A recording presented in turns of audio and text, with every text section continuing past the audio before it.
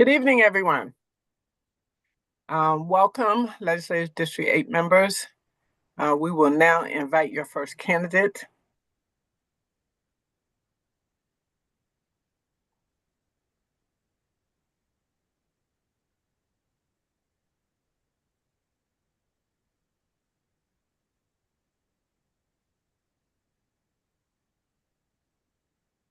Good evening, Ms. Briley. Good evening, Miss Charlotte, and everyone on the Central Committee. Hello. How are you? Well, I am well. I hope all of you all are well. We are, and we welcome you to your interview. This process is going to be one that we utilize for all of our applicants.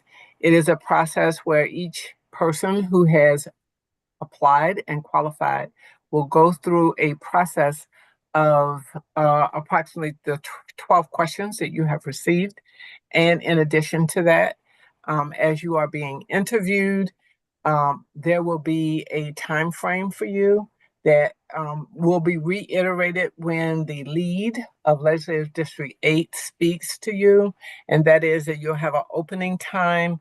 You'll have 2 minutes for each question. And because of the number of applicants we have, we want people to try and stay heavily within that time frame. And then you'll have a time frame to close out.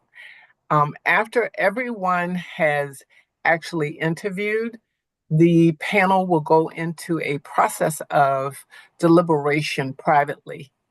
Then, after they finish their deliberations, they will come out and they will vote publicly.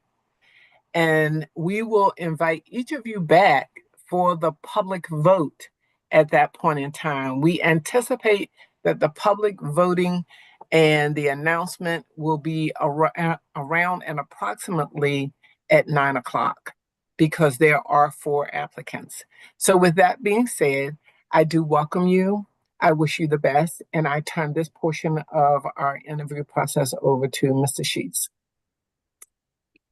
Good evening, Marcia. It's good to see you. It feels a little silly for us to introduce ourselves again, but I think just for the sake of professionalism, I'm Shannon Sheets. I'm an elected member of the Democratic State Central Committee in the 8th District. If my colleagues would like to introduce themselves too. Margaret Forte, it's nice seeing you again, and welcome. Thank you. Brad Croner, good to see you. Good to see you. Chuck, you're muted. Sorry. Yeah, I turned camera on, forgot to turn the mute off. Yeah, Chuck Croffelder, elected member. Nice to see you. But thank you so much for applying, Marcia. We really appreciate your interest in the position. The process tonight will be 2 minutes for an opening. We have 12 questions with 2 minutes for each question, and then 2 minutes for a closing as well. For the sake of keeping to time, what I'm going to try to do is keep a stopwatch going, and when you have 10 seconds left in any of those 2-minute periods, I'm just going to raise my hand. I'm not, we're not going to cut you off. We're not going to yell or wave or yell or make any noises. We just want to, help keep things going expediently for the evening. So if you're ready, then you're welcome to begin your 2-minute opening statement whenever. Okay. Again, I'm Marcia Briley Savage, and I am a member of District 8, live in the Harford Park community. And I am excited to be before you again. And I really appreciate this opportunity. And I'm actually ready to get right to my questions. If you Sure. Okay. I'm being the first person. My question to you, Marshall, is why do you want to be on the Baltimore County Democratic Central Committee? Thank you for that question. I want to be on the Baltimore County Democratic Committee for the very reason that it exists. I want to be actively engaged in the activities that advance the Democratic platform in Maryland through supporting Democratic candidates, which I do already.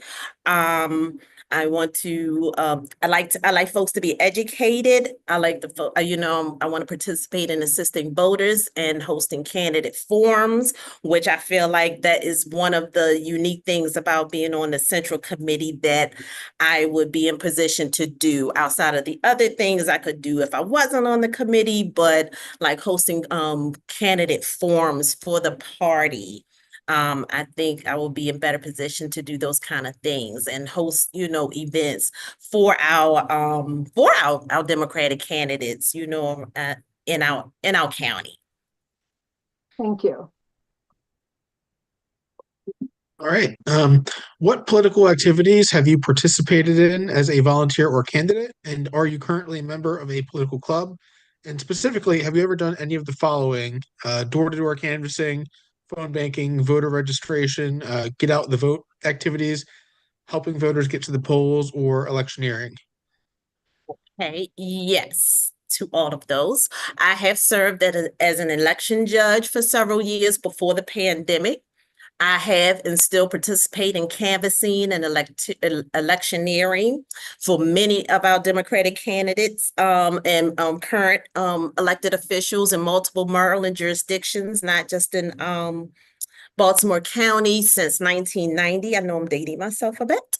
And as the former director of reentry with DPSCS, I required that all my correctional staff, my transition specialists, to be trained as voter registration distributors. So when they facilitated an exit orientation for individuals who were getting released, they could educate them and register individuals who were that were going to be eligible to vote and or become an election judge upon release. In my current role as the reentry coordinator of Anne Arundel County, I hosted the largest Expand the Vote, Expand the Ballot event within a correctional facility for the last election. I'm still awaiting the official numbers from the Board of Elections Administrator in Anne Arundel County. However, I coordinated the education and registration for over 100 individuals within the Ordnance Road Correctional Center. I am currently involved in the Baltimore County Democratic Women organization. No, club. They don't call it a club, but Thank you. Question number 3. What skills, experience, or background do you think you can bring to the Baltimore County Democratic Party that you think we may be lacking? Thank you for that question. And the only thing I don't like about that question is that y'all may be lacking something. I feel that you're not lacking anything. I think that we all bring our skills and talents, to the work. So I just wanted to put that disclosure out. But I'm high energy, as you all know and can tell. I'm a fierce advocate and a creative thinker who has a divine gift of engaging people from diverse backgrounds. I understand the political process and the political landscape of Maryland. I bring a lifetime of civic engagement from various vantage points. I have experience with connecting with individuals who feel left out of the process. They feel unseen or unheard or disenfranchised by the mere work. I have the luxury of my passion being my vocation, my career. So I know how to engage people and inspire hope, and get people out to vote, to get people to participate in the process. We all have talents and gifts, and I will bring what is unique to me. Thank you.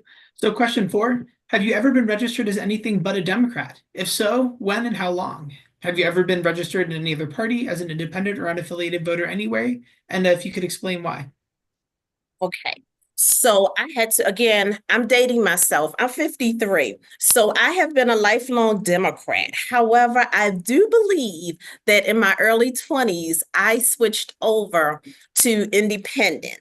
And the reason why that I did, and it didn't last long, because I realized that I could not vote in the primaries. So I immediately switched back to Democrat. But at the time I was green, I was, about political party affiliation. So it was very young. I was very young because And then I also, even now, I don't subscribe to groupthink. I like to make decisions on my own without outside influence and make up my mind without, I like to gather facts rather than someone's trying to persuade me to change my mind about something. But that's the only thing. But I've been a lifelong Democrat. And I believe, like I said, I was just young and didn't really understand, party affiliation and how that all worked. But I'm a lifelong Democrat. Thank you. Okay. We hold our meetings on the third Tuesday of each month at 7 o'clock and are required to attend 2 statewide meetings each year that are typically held in June and December in various parts of the state. Are there time commitments or conflict of interest that would prevent you from attending these meetings, as well as otherwise fully participating as a member of the committee? Yes, I will give my full commitment and attention to the committee and its activities. And I also want to ensure that I'm fully supportive of the chair and all the members of the committee on our collective efforts. So there will be no conflict in my time in making the meetings and even participating in other activities and events that may come up. Thank you. Have you ever volunteered as a worker at a fair, festival, or convention booth, or participated in a parade in the past decade? If so, when and where? And would you be willing to help set up, staff, or break down these kinds of community events? Yes, I have. I'm actually a staple of National Night Out, and let me tell you why.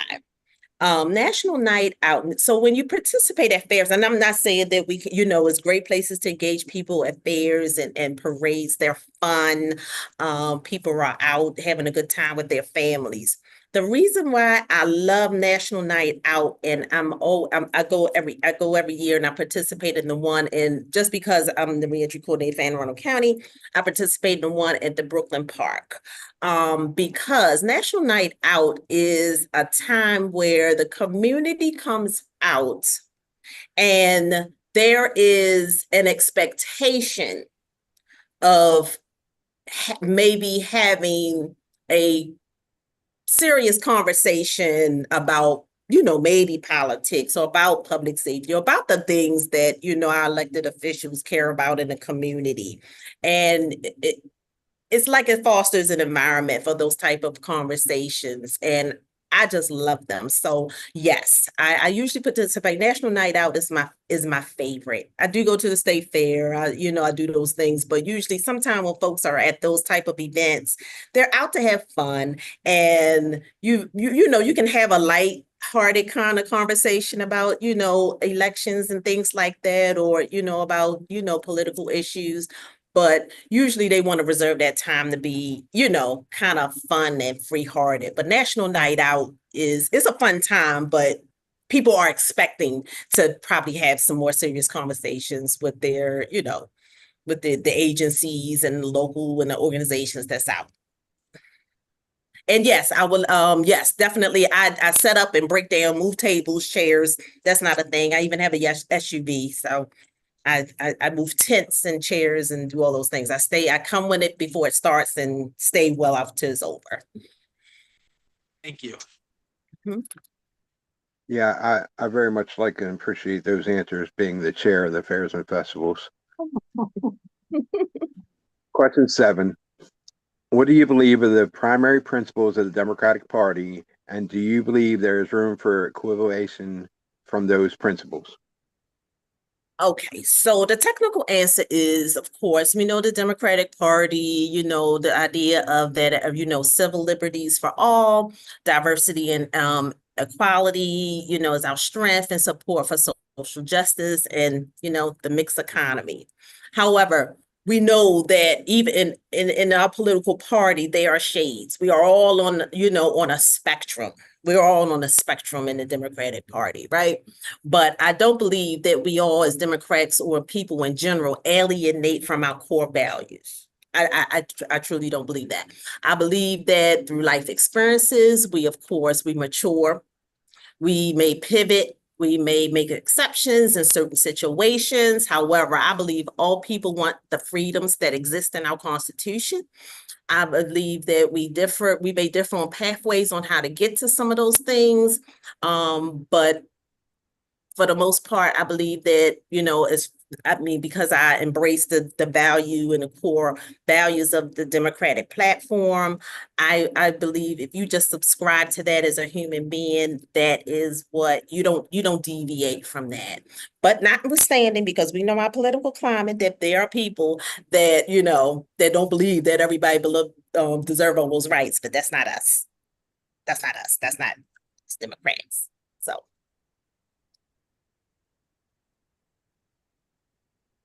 Thank you. So question number 7. As we move into a gubernatorial election year, what do you see as the greatest challenges facing the Democratic Party in Maryland or Baltimore County?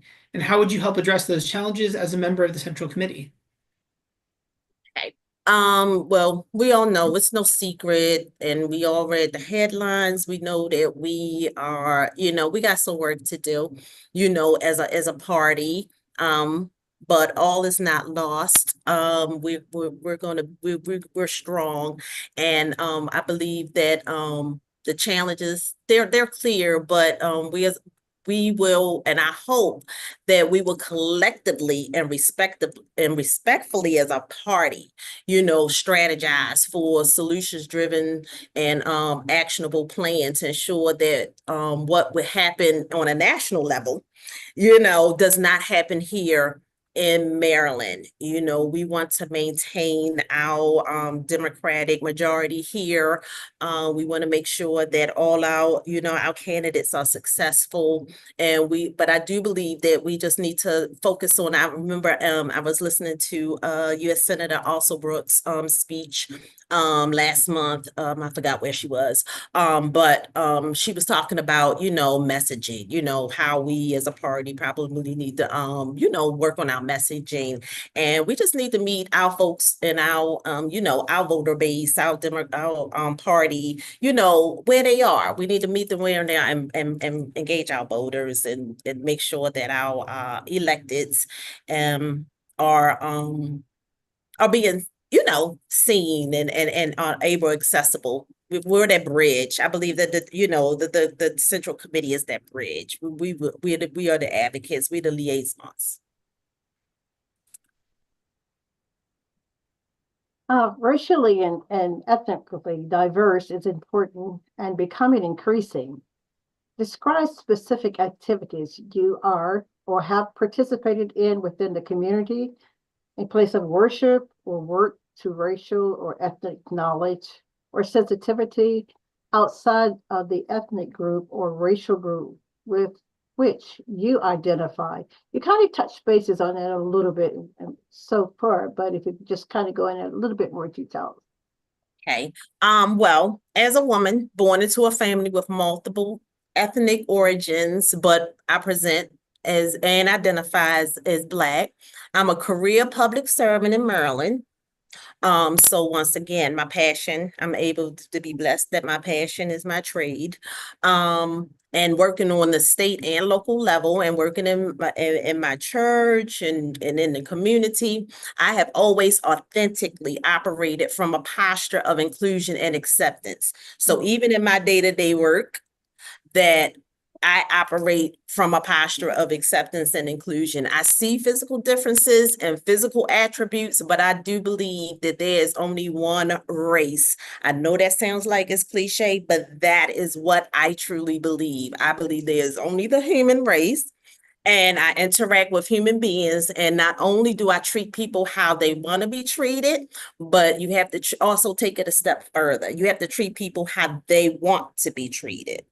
So whether it's in my personal life or whether it's in my professional life, when I'm volunteering, or if I'm at a soup kitchen, or if I'm in a ride along with the police department, and if I'm in a homeless encampment, if I'm at work, if I'm inside the prison, if I'm at the courthouse, I don't treat people any different. I meet people where they are, and that's not a new concept for me. You know, obviously people acting like it's a new concept, you know, but it's not. Diversity and inclusion has just been organically and authentically always a part of who I am and how I've operated in my life professionally and personally. Well, thank you very much. Next question. We kind of touched on this in an earlier question, but have you ever been active in any community groups or political clubs? And if so, which ones? And were you an officer in any of those groups? And what, if any, kind of fundraising activities have you participated in as a volunteer for those sorts of organizations?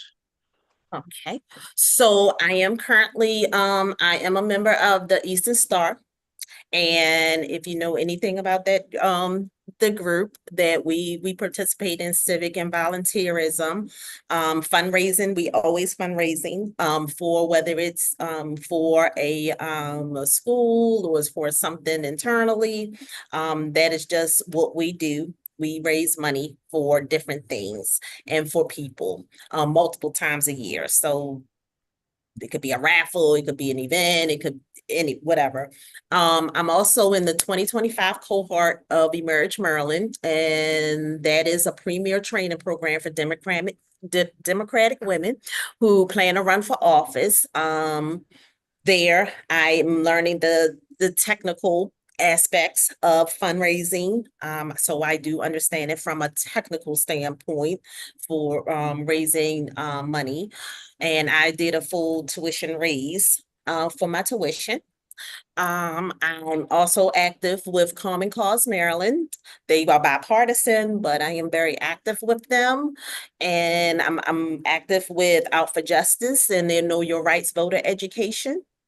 I'm on the board of the Harford Park Community Association. We have to raise money. We have to raise money for the community association and for our community. I'm on the board of the Way Home Transition Home in Pasadena, Maryland.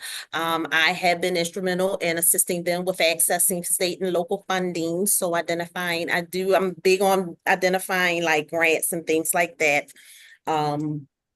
Also, for a brief time, I was the vice president of development for a nonprofit for individuals with developmental disabilities. Again, hosting fundraisers, yearly fundraisers, Mardi Gras nights, galas, things like that. So I'm very comfortable with fundraising. Sometimes it's difficult when you're doing it for yourself, but for other people, and if it's for the community, it's for others, I'm very comfortable and very experienced in that. Thank you. All right, question number 11. It's a sample scenario question. Are you a person that handles hostility well? You are engaging the public while working a party booth at the state fair.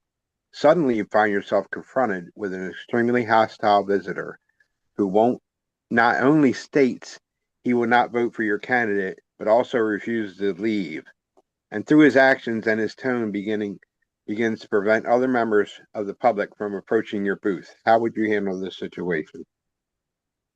Okay, so I kind of chuckled at this question because I am experienced with de-escalation, technically, because I do have a background in law enforcement and corrections. So I am trained on de-escalation techniques. But from a personal, just a day-to-day perspective, most of the time, unless someone has a mental health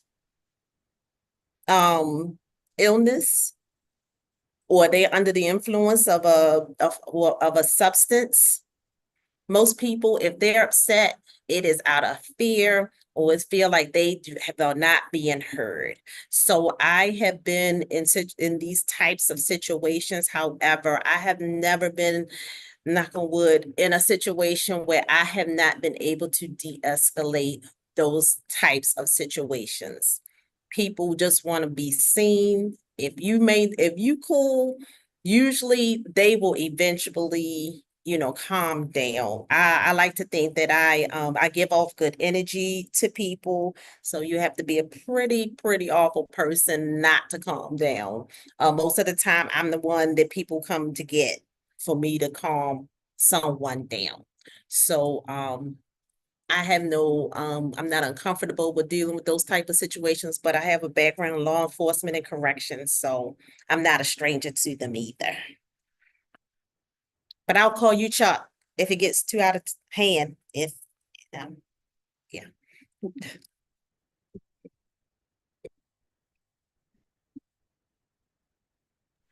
Great. And then the final question, which is question 12, is another sample scenario. How important is character to you? If you discovered that an elected official or someone seeking elective office with whom you were closely acquainted was about to violate the law through their actions or had already violated an election or other law, what, if any, steps would you take to address this matter? Character is very important to me. Being that I am in public service, you're always in your integrity and your character. It is paramount. That's who you are. You have nothing if that's like the most important. I feel like that's the most important thing that you need to have and have a high moral character in public service. If this would ever happen, if an elected official or someone that was seeking elected office and was violating the law or something like that, first and foremost, I would go to them personally because I know them obviously on a personal level. I would go to them personally and have a conversation. If that conversation, if I still feel like, if I left that conversation and felt like they still were going to do something to not only get themselves in trouble or, but it would damage the reputation of the party because that's what it ultimately does. I would seek out the assistance of another person in the circle. Like, this is the central committee. I would come to one of you. I would come to the chair. I would, so we could have a conversation on how to handle it.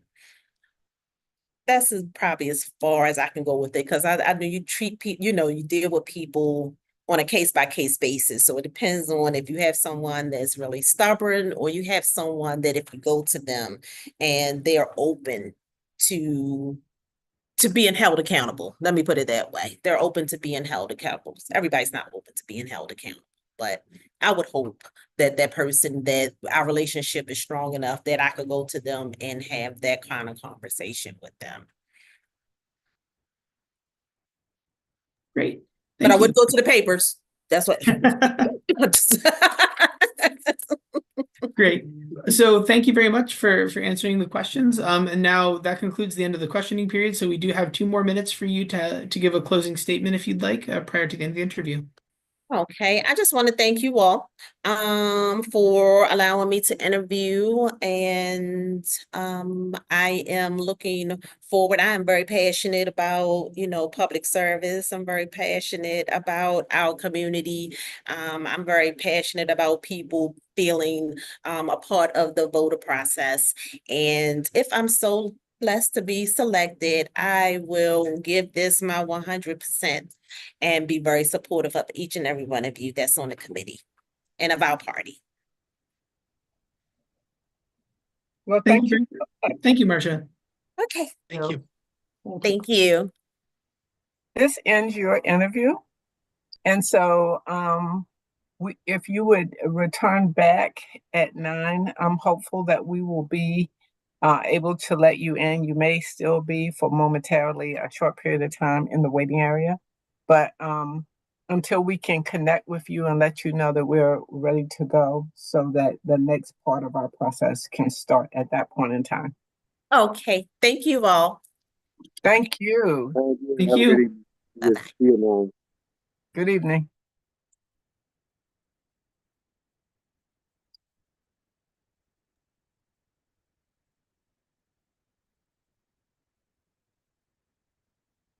Good evening, Dr. Dorsey.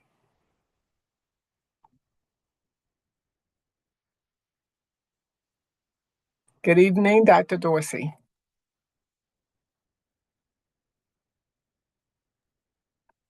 Can you hear me? Is muted. I know, but she's gonna have to unmute it. Yeah. We may need to give her a few minutes to. There Oh, she is. She's there. Hello, how are you? I apologize. Good evening, Dr. Dorsey. Good evening. We're so happy to have you here with us. My name is Dr. Charlotte Wood. I'm the chair of the Baltimore County Central Committee, and just wanted to take this moment to welcome you. We have 4 candidates that we're interviewing this evening, and you are our second candidate. So welcome aboard. We're happy to have you. Just want you to know that you will be given further instructions shortly, but there are a few things I did just want to say to you quickly. Because of the fact that we have 4 candidates, we would like to be able to keep our time frame locked into the question response to a 2-minute time frame. Mr. Sheets will give you further instructions about your opening and closing statement. But what I do want to share with you is the fact that we would like for each of our members, once they have completed, each of our applicants, once they have completed their interview, to take the opportunity to leave our Zoom line, and you can come back at 9 o'clock. The panel will step away, they will deliberate, and they should be finished by 9 p.m.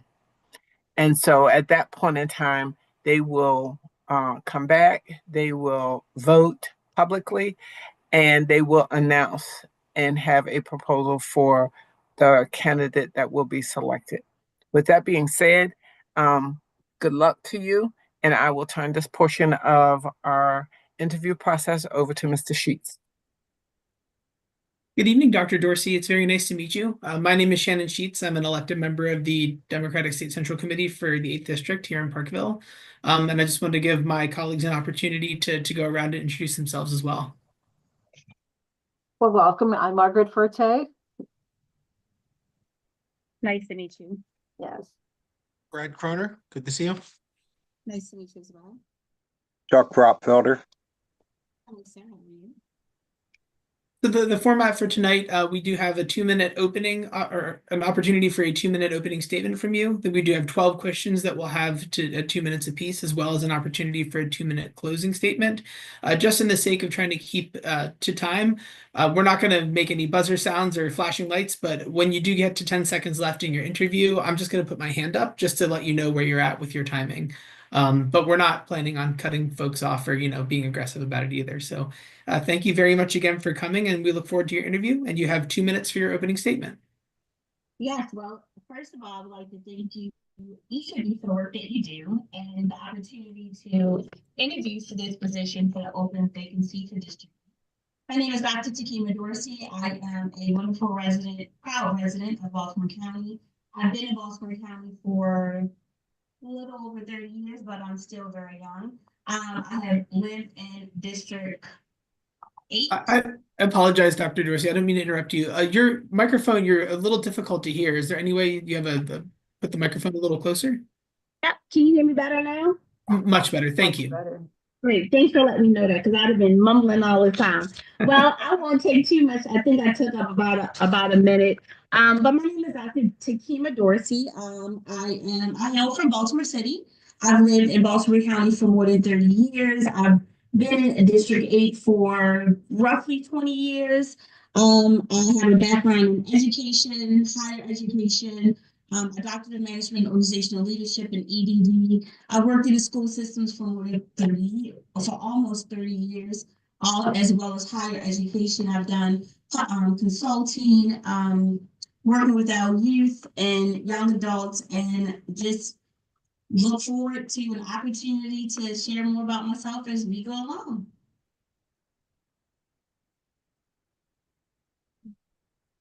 Well, we can begin the first question. My question is, why do you want to be on the Baltimore County Democratic Central Committee? Yes, I am interested in serving on the Baltimore County Democratic State Central Committee to advance the party's principles, and to help elect Democrats to public office, committee members to register and assist voters.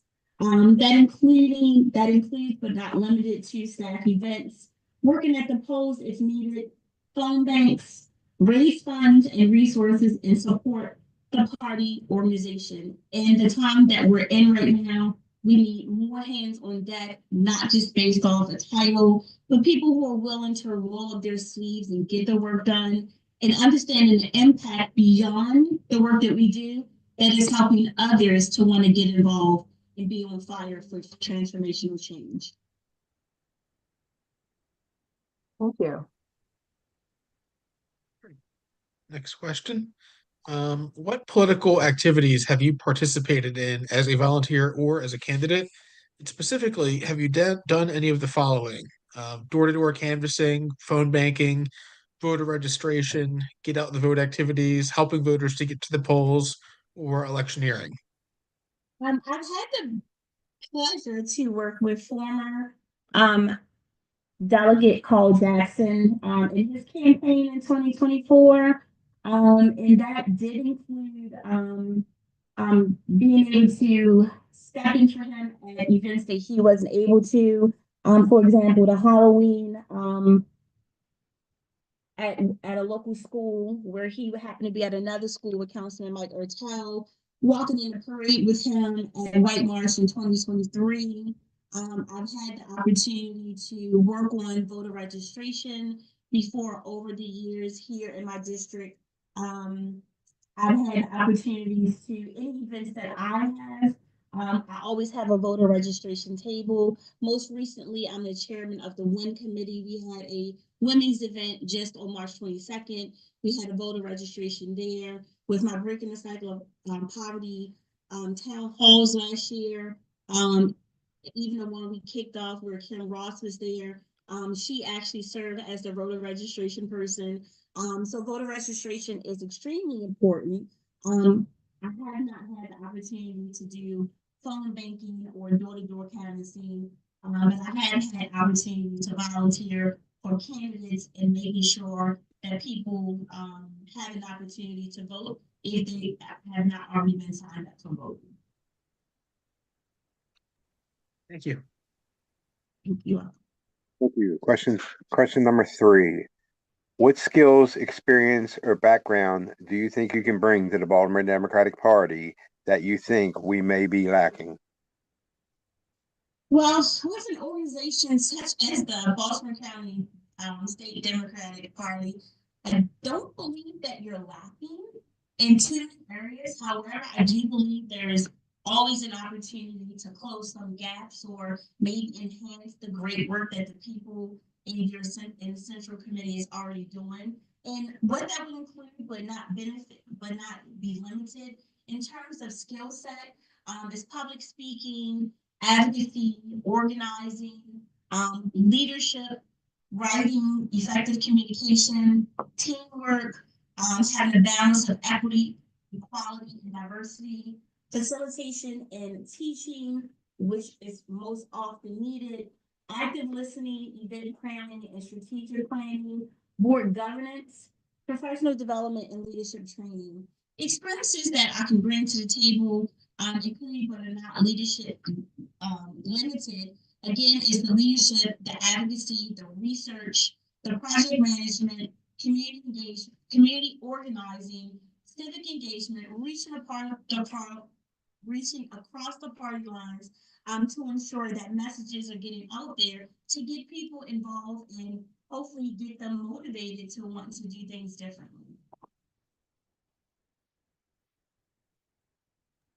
Thank you.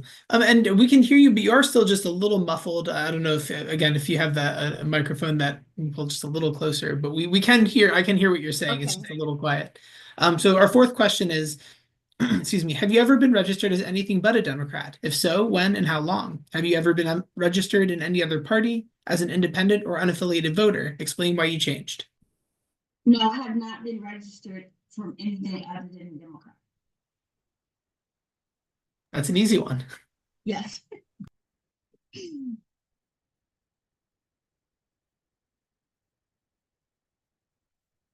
Margaret, you're muted. I apologize. My question. We hold our meetings on the third Tuesday of each month at 7 o'clock and are required to attend 2 statewide meetings each year that are typically held in June and December in various parts of the state.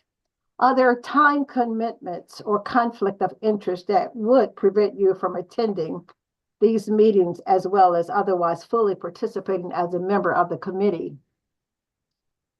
Anything short of a death in my family or sickness of my children that are actually in college right now, I would not have anything holding me back from being fully and active engaged in a position if elected to fill the District 8 vacancy.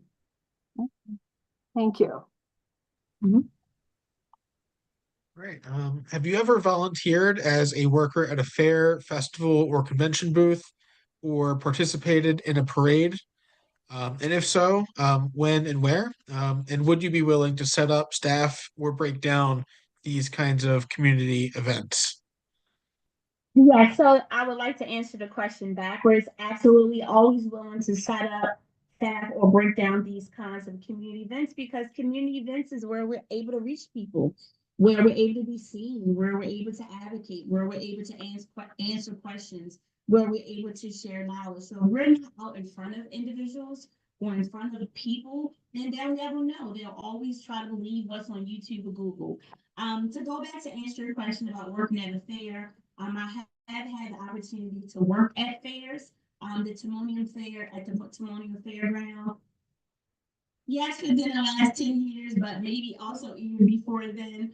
At the Festival for USA Triathlon, I was elected the first African American to the board, USAT Board of Directors.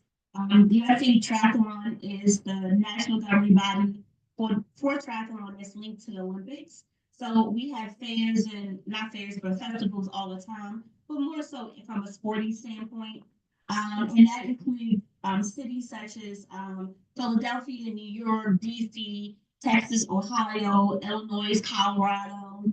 Have I ever had the opportunity to be at a convention booth? Before I was elected to the USA Board of Directors, I was actually an on-the-ground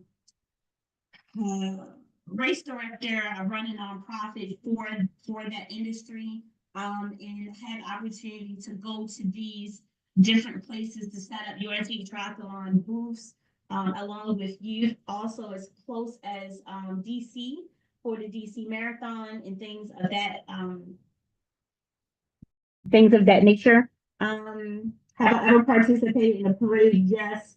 The most recent one was in November of 2024, on behalf of then delegate Paul Jackson. Also as a certified USA race director, I hold events, races, 5K, 10Ks, triathlon events all the time. So this includes setup, staff, breakdown, community events. As an event planner, as I engage in activities quite frequently for my business, committees that I sit on or chair or organizations I'm a part of. This is just a normal part of the process with all of the things that's asked within this question. Thank you. You're welcome. And I also thank you to answer that, since I am the chairman of the fairs and festivals. That is important. You're welcome. On to question 7. What do you believe are the primary principles of the Democratic Party, and do you believe there is room for equivalation from those principles?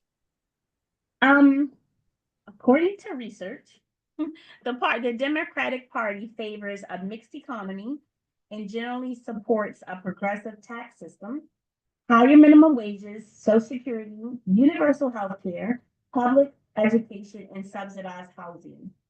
There's always going to be room for equivocation because depending on how the principle or how the definition of universal health care is articulated and how it's received is really an interpretation of the two.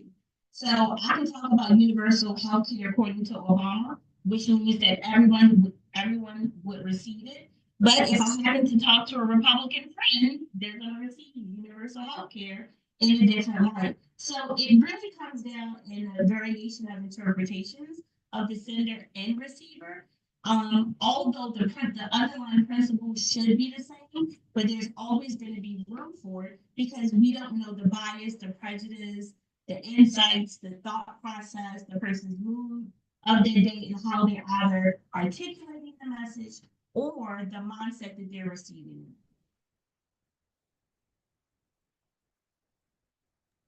Great, thank you. Question 8, excuse me. As we move into a gubernatorial election year, what do you see as the greatest challenges facing the Democratic Party in Maryland or in Baltimore County? And how would you help address those challenges as a member of the Central Committee? Well, as we move, what the greatest challenge that I see in any organization is leadership, as well as those in positions of those in influential positions. And what do I mean? Some people are elevated based off skill and they absolutely know what the charge is. And oftentimes, unfortunately, you have people in positions that may misuse their positions for the wrong thing. And it's hard to kind of, say that as one bad apple is ruining for everyone else, but that does take individuality. And so the biggest challenge that we'll have going into this next gubernatorial election is those in leadership positions. It's no way to work around it. And it is absolutely something that can be a positive and that can also be a drawback. And how would I address those challenges?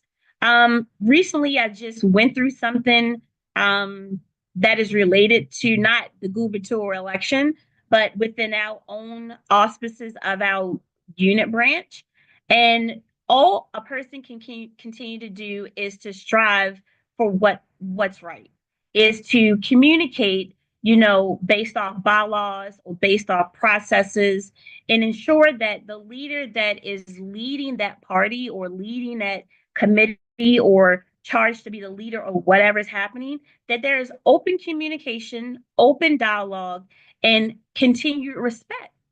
And hoping that that person and those that are sitting on that committee or, executive board continues to rally together for those that we serve, which truly are the people, and that we're there to support and help that leader moving forward.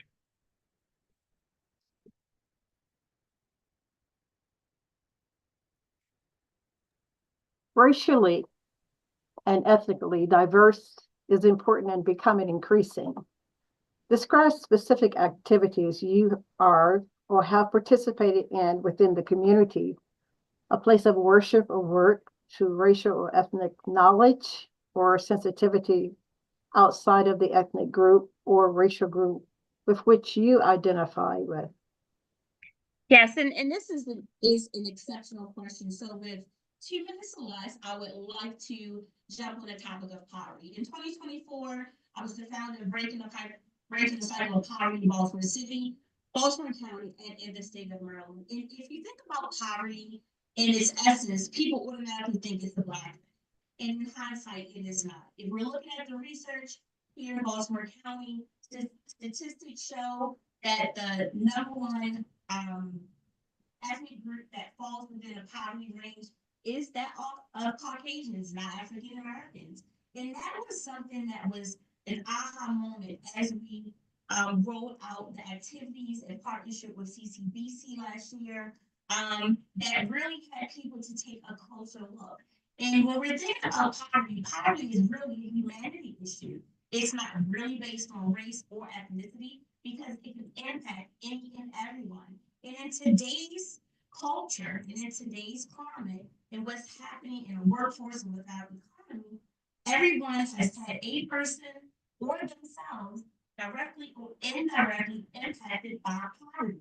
So educating individuals on what poverty really is as it relates to humanity, as well as providing resources that can help them close those poverty gaps, have been, a number one issue for me to try to come back and close those gaps.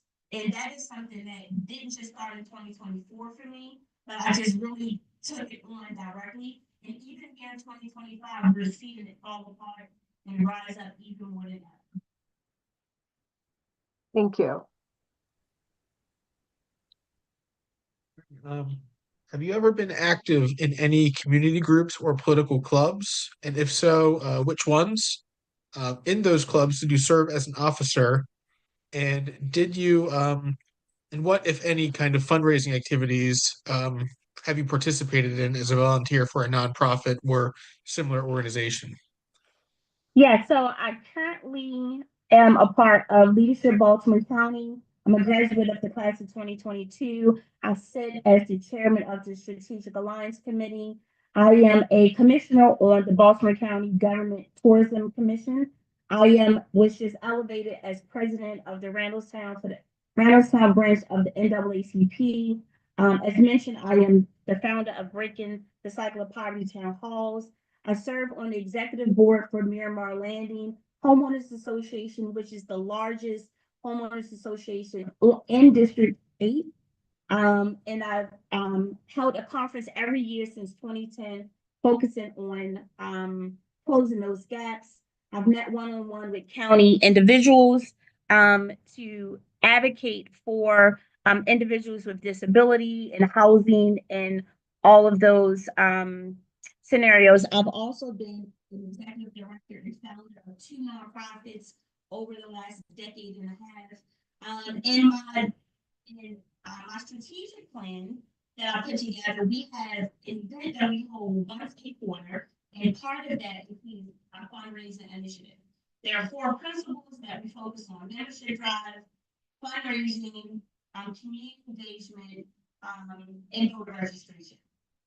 And so I've had the opportunity to, as a business owner and as an executive director of a nonprofit, and as a grant writer, to hone in on the kinds of fundraisers, as well as with the other organization and activities I've been a part of.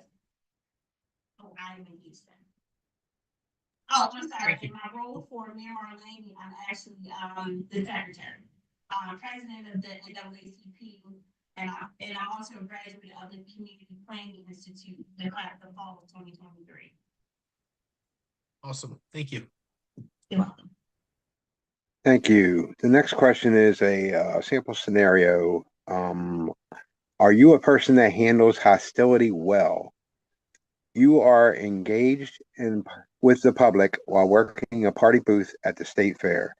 Suddenly you find yourself confronted with an extremely hostile visitor who not only states he will not vote for your candidate, but also refuses to leave, and through his actions and tones begins to prevent other members of the public from approaching your booth.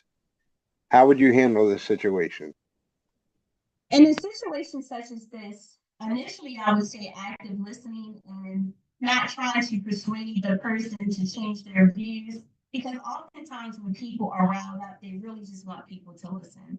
But in this case, if the person is not allowing individuals to get to where we are, refuses to compromise or to listen, at that point, it's important to pull in a security person that is nearby so that we are ensuring safety of not only myself, but others at the booth, but also those that are around us.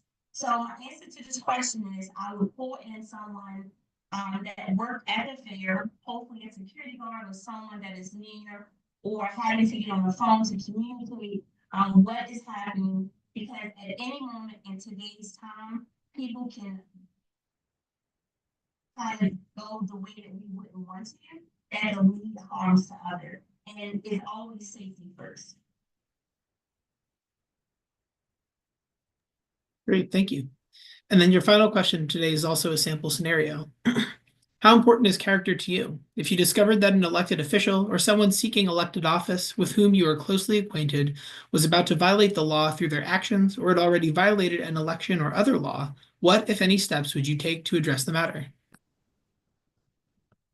If I discover that an elected official or someone seeking elected office with whom I am closely acquainted was about to violate the law through their own actions, I would try to have a conversation with them, a conversation for them to do the right thing. But as a leader, a person who knows right from wrong, and they're running for public office, I am hoping that they would try to correct their own actions, and that hopefully I just serve as an affirmation in our conversation for them to do the right thing. If it is the latter, I had already had someone to violate an election or other law. At that step, in that scenario, again, I'm going to go to the person first. At the end of the day, it is important for them to do the right thing. If I am near an individual that I know that I can just communicate, I will most likely, I'm not going to say I'm bold enough to cause controversy, but I don't want to share that information and allow someone to investigate it. Because until I have proof, again, it's still hearsay.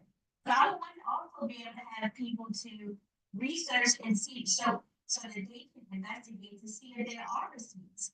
Oftentimes there is miscommunication or misunderstanding, and if I'm not the person directly involved, I can't say yay or nay. So have individuals research it. If I can talk to you, Mr. Sheets, hey, this is what I heard, this is what you might be familiar with or look into, and then from there, I'm doing the right thing by sharing it. But if it's that person, I'm gonna hopefully have that conversation with them and put it back into their hands. Thank you. And that concludes our questions. So we do have a 2-minute time period for you to give a closing statement at this point. Yes, first, I would like to thank each of you for your time tonight and these extraordinary questions. As it comes to District 8, we are unlike any other district throughout the county. Districts on the west side and the central side have resources we don't necessarily have. As an aggregate, boots on the ground, rolling up the sleeve leader, just like my predecessor, Kim Ross, who I've worked with on numerous occasions, in activities, events, and getting things done. If elected to this vacancy, the work continues. On April 26th, I am holding the first East Side Community Resource Fair right here in my backyard, surrounded around 740 homes. And why is that important? It is important even before our president just took office, because there's a lack of resources on this side. There's a lack of transportation. There's a lack of a lot of things. And instead of talking about it and wanting to partner with people who are still at the planning stage, we just decided to do it. So we have organizations that are coming out. We're allowing people to know what is there for them. In addition to that, working with my HOA in the schools in this district, which I know all principals first-hand basis, whether it's from a youth standpoint or an organization standpoint, knowing and helping our constituents in District 8, as well as providing events and working with our delegates and senators, it's important for them to know that we're there for them and that we can't wait another 6 months or another 2 years, or they're replacing another councilman that might be ready to retire. So if selected, and even if not, I am still willing to work with the Democratic State Central Committee. I invite you out to our Community Resource Fair on April 26th. Also, the first week in August, when we have our HOA event, the more people know of you and know what we're doing and what needed to be done, I think we continue to move the needle forward. And thank you all so very much for your time today. Thank you very much. I see we lost Chuck. I'm sorry, I do have one question, if I may. You said I can come back on at 9. Would I use the same link? Yes. Yes. Thank you so much for your interview and for your responses. We really appreciate you participating. What we're going to do is when we conclude all of the interviews, the panel will sequester themselves for a period of time and have a discussion. And once they finish their discussion, they will come back online on this link, and they will have an open public vote. They will select their candidate and provide us with a recommendation for who is to move forward, and that will go to the Central Committee. So with that being said, we anticipate that the conclusion of all the interviews will be right around 8:30.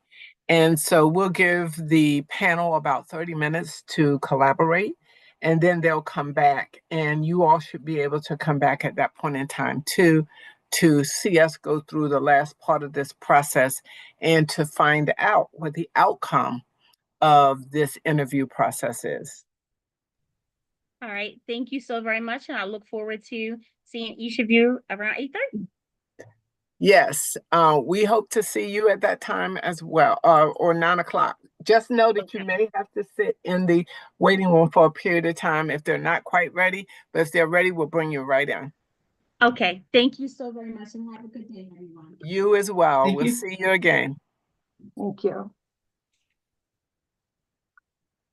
Do you guys need a 2-minute break, or should I continue on? Actually, a 2-minute break would be great. Just a minute or two to grab a glass of water. Okay. Yep.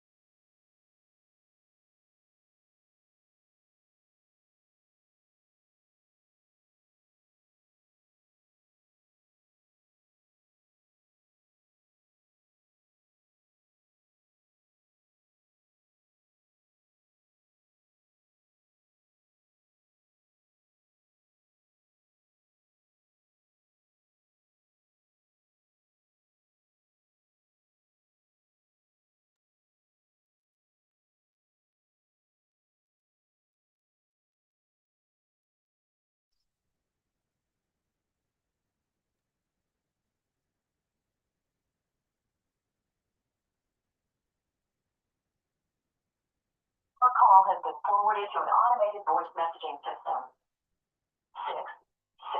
66147603664 is not available. At the tone, please record your message. When you've finished recording, you may hang up or press 1 for more options. Margaret, your Hey, mic happy is hot. birthday. Look, I'm on a Zoom meeting call right now. We didn't get your message either because you were not speaking or because of a bad connection. To disconnect, press 1. To record your Margaret, your mic is on. Hey, look, let me call you back because I'm on a Zoom meeting. We didn't get your message either because you were not speaking or because of a bad. Well, I'll call you right back. Oh, my. Was that done? Margaret, your mic was on.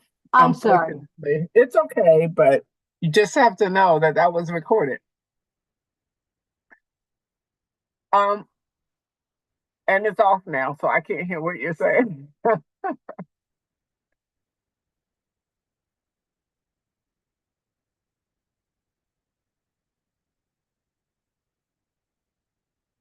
Is everybody back? I think Margaret needs to, one more moment. What I'm going to do is go ahead and bring our next candidate in and do the introduction. I know Margaret will be back in just a moment.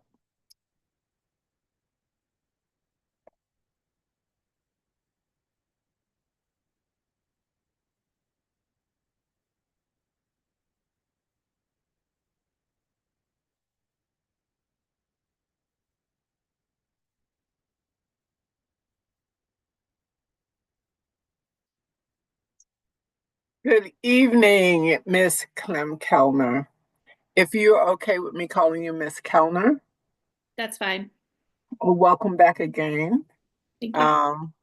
It's good to see you.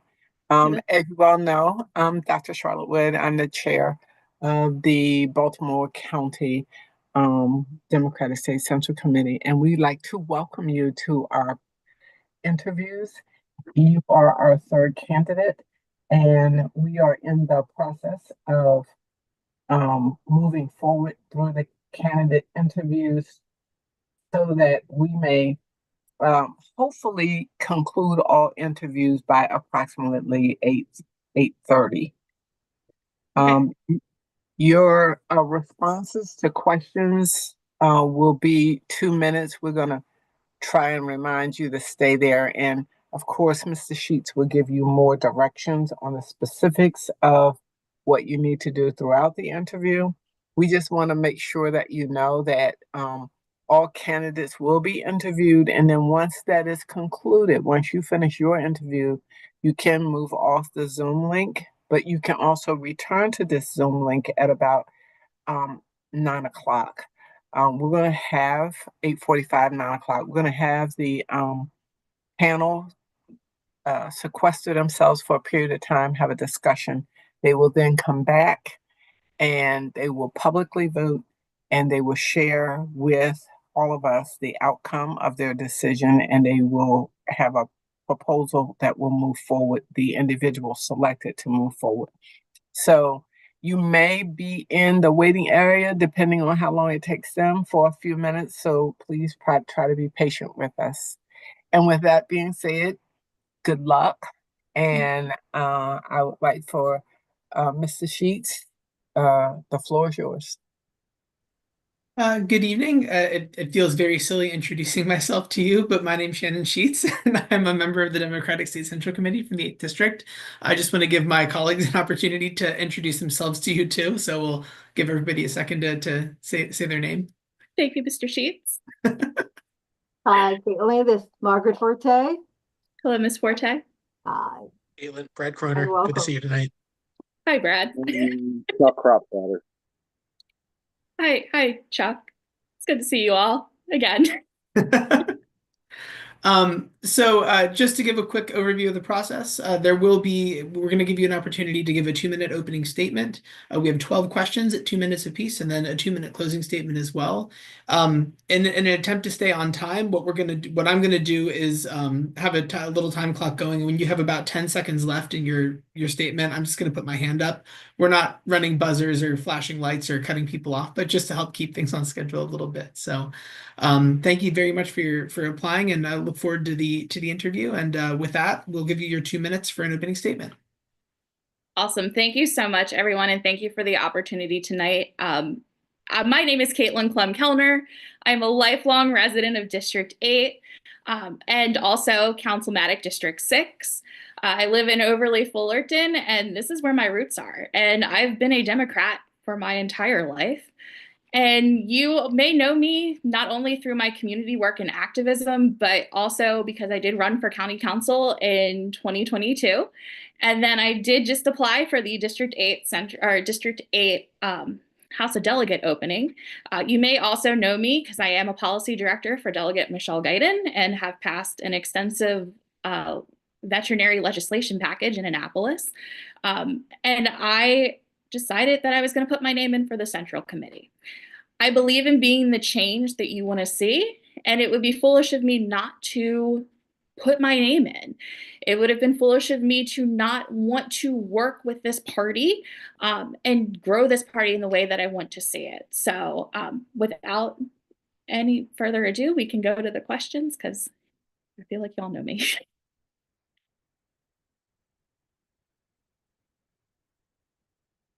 Margaret, you're muted. Again, welcome.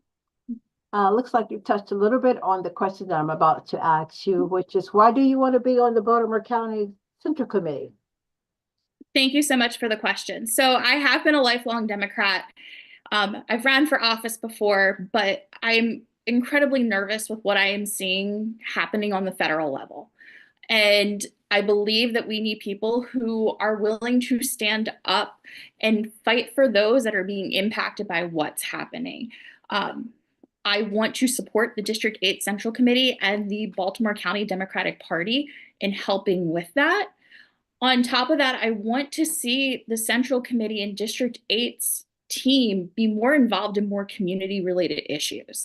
You know, I've been fighting for ADA accessibility, which to me feels like a very basic democratic principle for over a decade now in this community. And I want to take those types of community-based challenges and make it a priority for the Central Committee.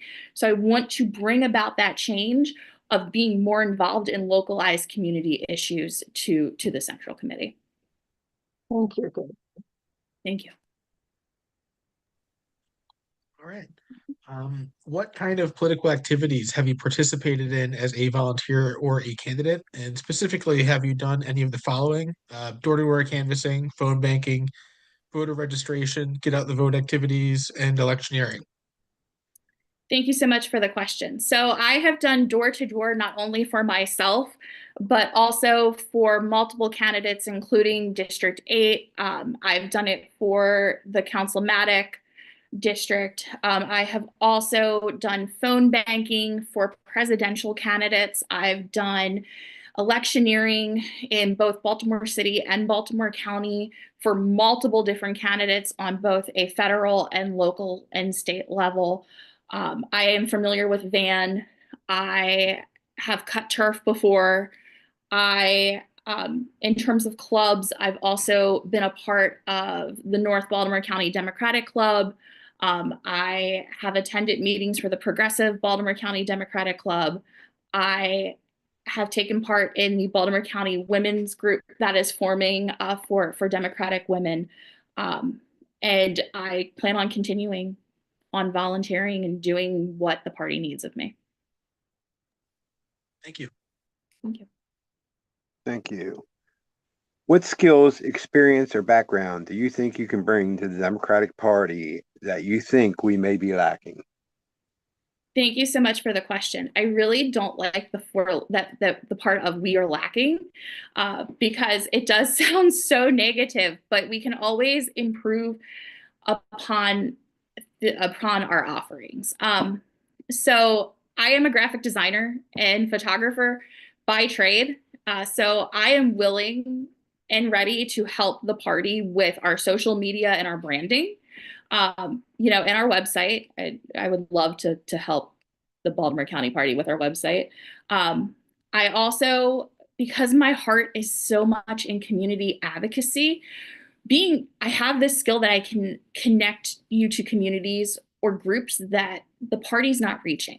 I just attended an event a few weekends ago, and the organizer looked at me and she said to me, "Why do these two schools get attention, but we don't?"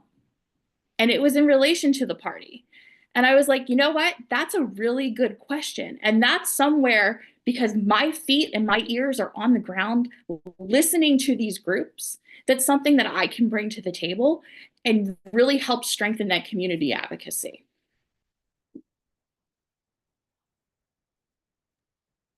Thank you. So the next question is a pretty simple one. Have you ever been registered as anything other than a Democrat? If so, when and for how long? Was it as an independent, unaffiliated, or different party? And explain why you changed if you did. Thank you so much for the question. I actually pulled out my voter registration card. I've been a registered Democrat since September 6, 2007, which was the day I got my driver's license. And I grew up, I know I touched on this in the House of Delegates interview. I grew up in a Democratic household with a family that did things for the party. It was all about the Democratic Party. So I don't know any different, and I have no plans on switching to any other party as well. Thanks. Thanks.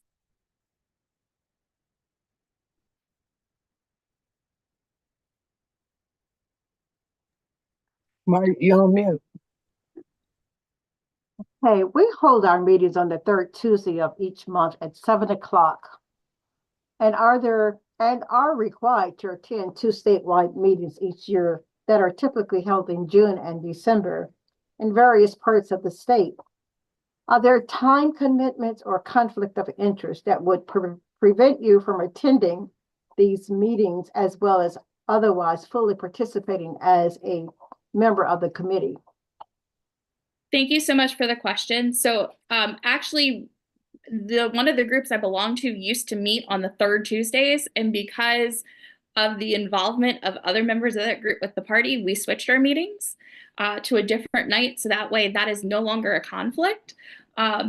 So as long, all of my other groups I belong to don't meet that evening, so it's free for me. I can attend those meetings in June and December as well. I am a millennial that I do hold 2 jobs. So having those dates in advance to request off would be great, but I am committed to attending those meetings. Yes. Okay, thank you. Thank you. All right. Have you ever volunteered as a worker at a fair, festival, or convention booth, or participated in a parade in the past decade? And are you willing to set up staff and help break down these kinds of community events? Thank you so much for the question. So the answer to all of that is yes. So my family's business is located in Hamden, and for the past 16 years until the pandemic, when things kind of stopped, I took part in Hamden Fest and Hunfest. We would set our booth up on the street. That would include inventory, that would include making sales, interacting with people, taking the tent down, storing it overnight if it was an overnight festival. I have also done the Perry Hall Festival for the Fullerton Fireworks Foundation. I am a part of the Fullerton Fireworks Foundation, and I'm on that field by 8 a.m. on event day, and I am setting up, and that includes everything from fencing to tents to marking the ground for where people can't go. And then I'm there till almost midnight taking things down, and I've been back the next morning. I also have participated in handing out literature at the Towsontown Festival, and I believe that was with the North Baltimore County Democratic Club in 2022. And then I have walked in parades for myself in 2022 at the Towson 4th of July Parade. I walked last year in the parade for Delegate Michelle Guyton at the Towson Town Parade. And then I've also walked in the Rosedale Volunteer Fire Company Parade for the Linover Improvement Association. In addition, I've also done multiple events for the Linover Improvement Association, including National Night Out, which is has grown from a walking event to a massive event that takes several days actually to start to coordinate. And then also, smaller events like Easter egg hunt, Halloween that involves tables, chairs, sound systems. So yes, and I'm willing to do all that. Thank you. You're welcome. Thank you for that answer. I will say, as I've told everybody else before you, that I am the chair of the fairs and festivals, and I do appreciate the answer to that question. To question 7. What do you believe are the primary principles of the Democratic Party, and do you believe there is room for equivalation from those principles? Thank you so much for that question. So when I think of the Democratic Party that I believe in and that I see, it is that it's standing up for everybody. It's working to ensure that we are preserving people's rights. It is working to ensure that we have health care for everybody. It is working to ensure that we have a fair economy for middle-class families. It is working to ensure that we are keeping people who are marginalized or people who are under attack from this federal administration safe and protected. That is what my Democratic Party principles are. Is there room for movement? When it comes to things like science, when it comes to things like basic human rights for people, to me, that is a non-negotiable. We have many different shades of Democrats. Just in this district, we have the purple Dems, we have progressive Dems, we have just people who identify as a Democrat. I do believe that we need to listen to each other because that's how we all work together, and that's how we make the best decisions and policies that will have an impact for the greater good. But to me, our primary principles are standing up for everybody and standing up and being a voice for people who maybe don't have a voice. And it's really ensuring that we're taking care of our working class families. That's my Democratic Party right there.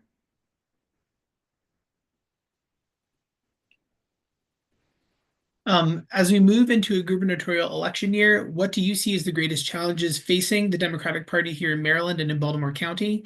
And how would you address those challenges as a member of the Central Committee? Thank you so much for the question. So I am going to be very upfront, and I think that one of our biggest challenges is going to be messaging. Something, I witnessed this in Annapolis. The Freedom Caucus, they have a press release out within minutes of legislation being passed that they don't agree with. We need to work on our messaging and work on our branding when it comes to making sure that we're reaching everybody, because people will just pick up buzzwords and then they take that and that's how they kind of develop their thoughts on things, whether it's, it's the budget cuts that are happening, or, we have Trump talking about, how pick something that Trump's talked about. I know. But people pick up on those buzzwords and we need to be ahead of that. We need to be focused on our messaging and focusing on getting out what we are doing and how we're doing it. And we need to be so incredibly better about that.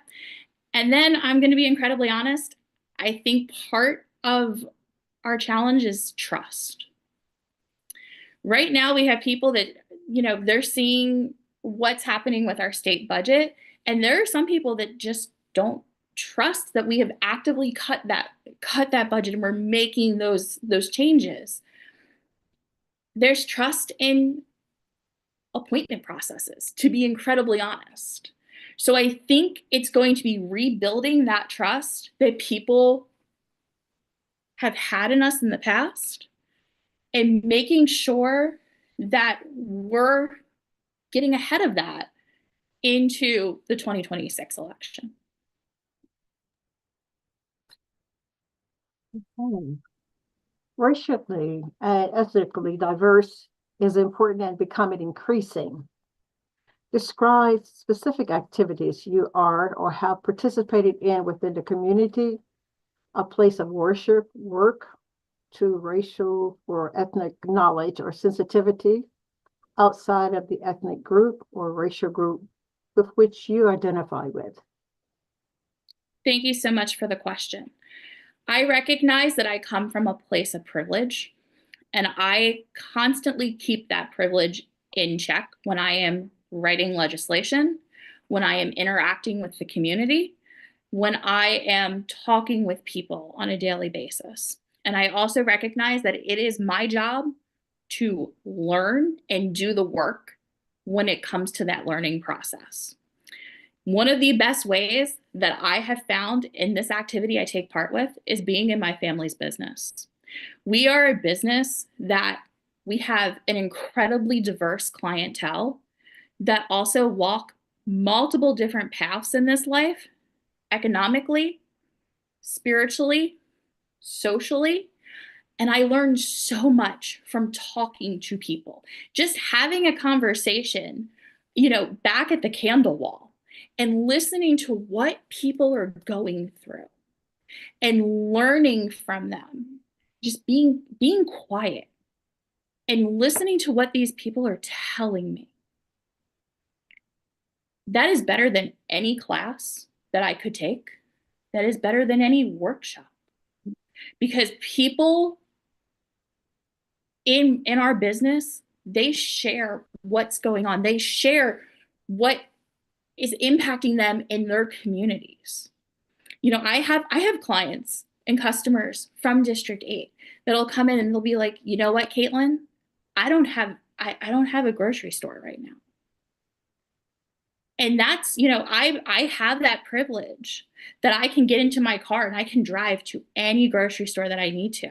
But I also recognize the people who are telling me this, they're making a decision between, do they need to, they're sharing that because they're making a decision between, do I pay my electric bill? Do I buy my groceries? And then this is a safe space for me to tell that. So that's how I learn, and that's how I take part in that. Thank you. Thank you. All right. Have you ever been active in any community groups or political clubs? And if so, have you served as an officer? Also, what, if any, kinds of fundraising activities have you participated in as a volunteer for a nonprofit or similar organization? Thank you so much for the question. So I have been a member of the Linover Improvement Association, which is over 1,400 households in Overley Fullerton, for over a decade now, and I have been president. I'm currently past president and on the board of directors. I have been a secretary. I am on the board of directors for the Fullerton Fireworks Foundation. I'm spearheading a umbrella group also inside the Beltway in the district of multiple community associations. And yes, I have taken part in fundraising. We do fundraising drives. We have our infamous pink flyer that gets delivered door to door. And there are times that I am doing over half the community by myself, delivering those flyers. We've had tables set up for fundraising. I actually just modernized the fundraising for the Fullerton fireworks last year, and with the help of, sorry, I'm giggling a little at Shannon. It's fine. But we went from not having a way to even just tap your card to now, we can tap a card, and we made a record number of on the field fundraising last year. In terms of political clubs, I have been a member in the past of the North Baltimore County Democratic Clubs. I try to attend when I can. I am a part of the Baltimore County Women's Group that's forming. And while this is not a political club, I was a part of Emerge Maryland for the class of 2021. Thanks. Thank you. Thank you. Next question is a sample scenario question. Are you a person that handles hostility well?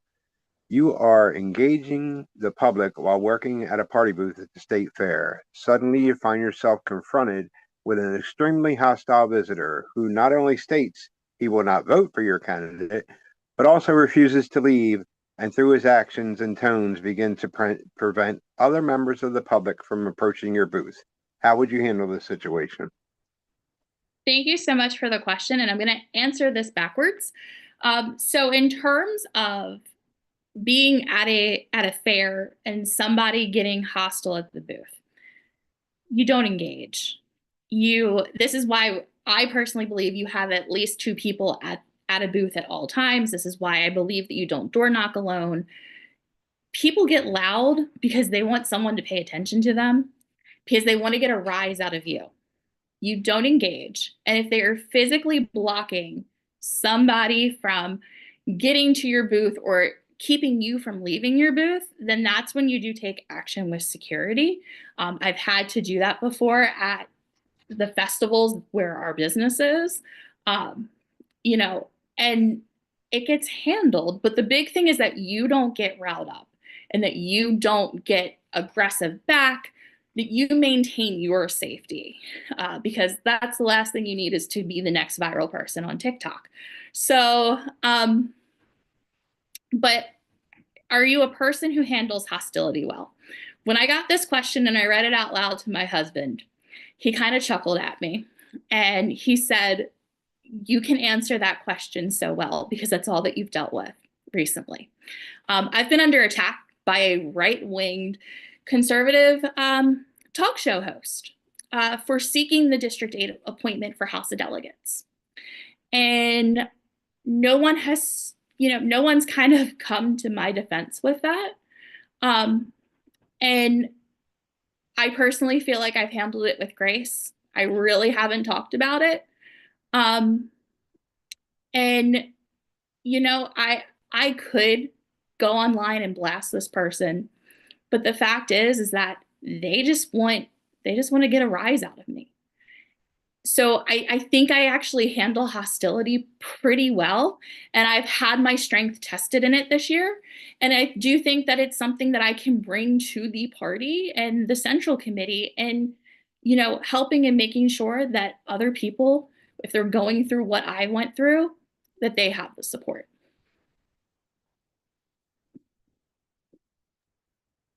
Thank you for the answer, Caitlin. And then our final question for tonight is another sample scenario. Excuse me.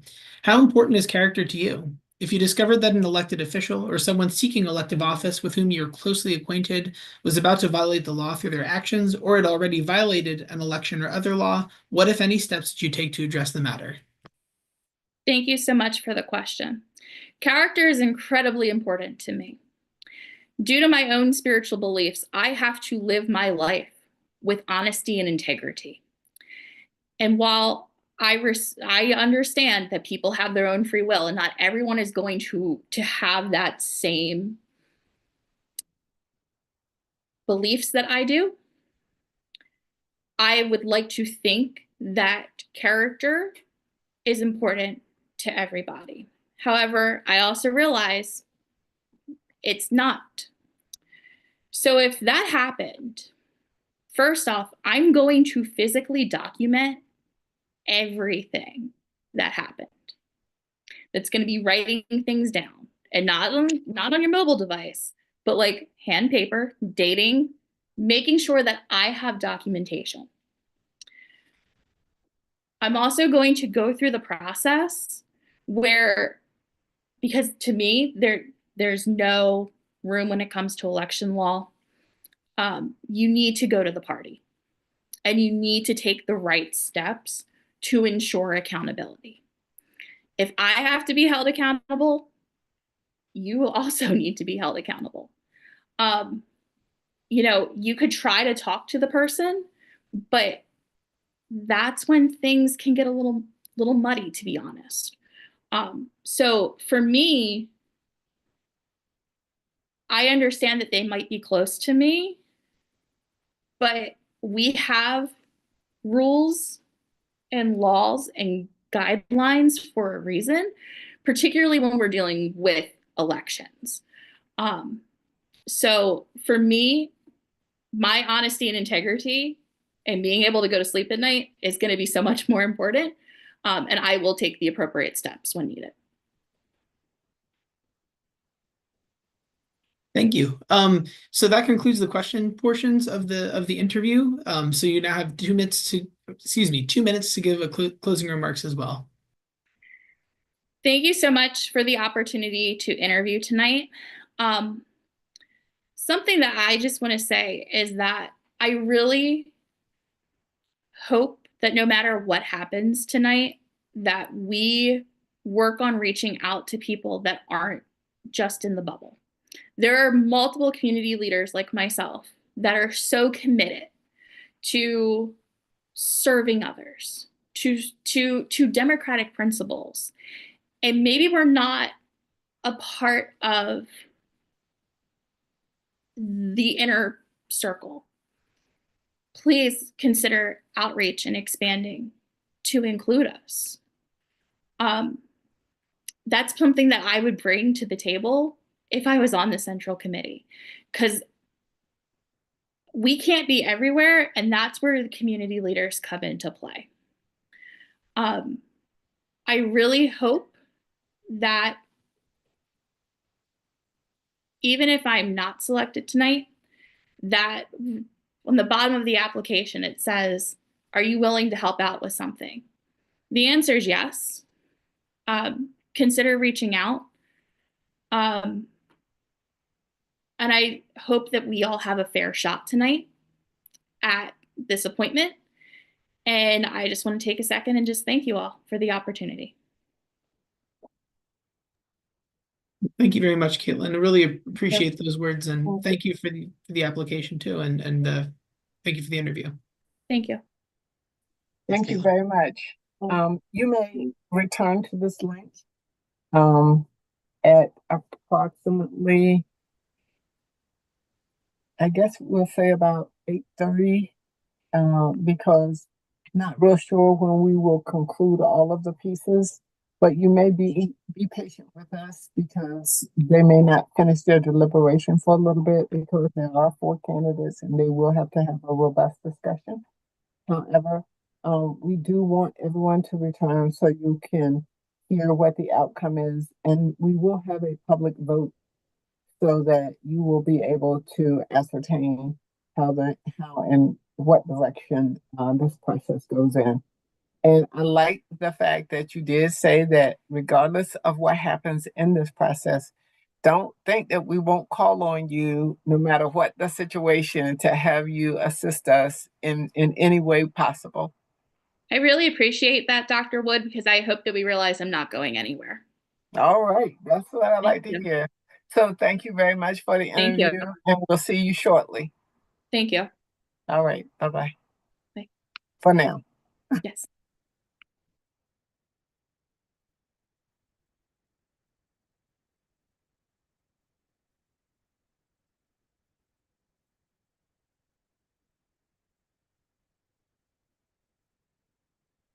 Good evening, Ms. Okafor. How are you this evening? You're on mute. I'm great. How are you? I'm wonderful. So, you know all of us probably. So I'm going to still do as Mr. Sheets has made as a role model. He has said we still need to go ahead and introduce ourselves so we can maintain a high level of professionalism. So I'm Dr. Wood, Chair of the Baltimore County Democratic Central Committee, and we welcome you here this evening to be a part of our interview process and this panel of interviews that you are now the last candidate on the agenda for the 4 candidates that we have had to interview this evening. I do want to share with you that because of the time frame and the number of candidates, we are trying to be somewhat efficient about the question responses and the timeliness of those responses. So we're going to probably keep you true to the 2-minute time frame. And Mrs. Sheets will give you further instructions on the rest of what you need to know about the interview process itself. I do want you to know once your interview is complete, they will go into a discussion about and deliberate about the candidates that they've interviewed, and then they will rejoin us in this Zoom so that they can give a public vote. And we would also want all of our candidates to return and be a part of the outcome to see what the outcome's going to be. So hopefully at the end of all of this, everyone will know what the decision is that will be moving forward to the Central Committee. So with that being said, we thank you, we welcome you, and I wish you the best of luck in this process. And I will now send this over to Mr. Sheets. Good evening, Deli. As Dr. Wood mentioned, I'll introduce myself as Shannon Sheets, a member of the 8th District Central Committee. And I'll ask all my co-hosts here, the other people in the committee, to introduce themselves as well. Margaret Forte. Hi, Deli. It's good to see you. See you too. Deli, Brad Croner. It's good to see you tonight. Hello. Chuck Croffelder, elected member of District 8. Good to see you. Thank you for applying, and we look forward to your interview tonight. I just want to quickly go over the structure for the interview. So there will be an opportunity for a 2-minute opening statement. We do have 12 questions then, and you'll have 2 minutes for each question to answer. And then also a 2-minute closing statement as well. In the spirit of trying to keep time but not be too aggressive about it, what I'll do is have a stopwatch going, and as you get to about 10 seconds before the end of your time limit, I'm just going to raise a hand to let you know that you're approaching the end of your time limit, but we're not going to use a buzzer or a hook or a flashing light or anything to stop you from talking. So, and having said that, if you'd like to give us your 2-minute opening statement, we're ready for you. Sure. Good evening again, everyone. My name is Deli Okafor, and I am a proud member and product of District 8. I grew up here, went to school here, and when I'm not working, people in the community. I currently live in Rosedale, and I serve as an associate member, an associate member to the Central Committee, representing the Blue and Gold Democratic Club. And I'm also the vice president of programming for the Young Democrats of Maryland. For the past 4 years, I've been heavily involved politically, and I've built a reputation of being reliable, resourceful, and very creative. This past year, I served as a DNC delegate and also on the state's leadership team to the convention. And I also campaigned heavily across the state for Angela Alsobrooks and Kamala Harris state. But what matters to me the most is the work that I do right here in Baltimore County. I've had the chance to work with a lot of you closely, supporting events, leading projects, and overall increasing the visibility of our party. I love working with you all. I love working with the full committee, and now I want to make this work official by earning your vote and becoming a full member of the Central Committee. I believe in the work that we're building together, and I'm ready to continue shaping the future of the party with you all.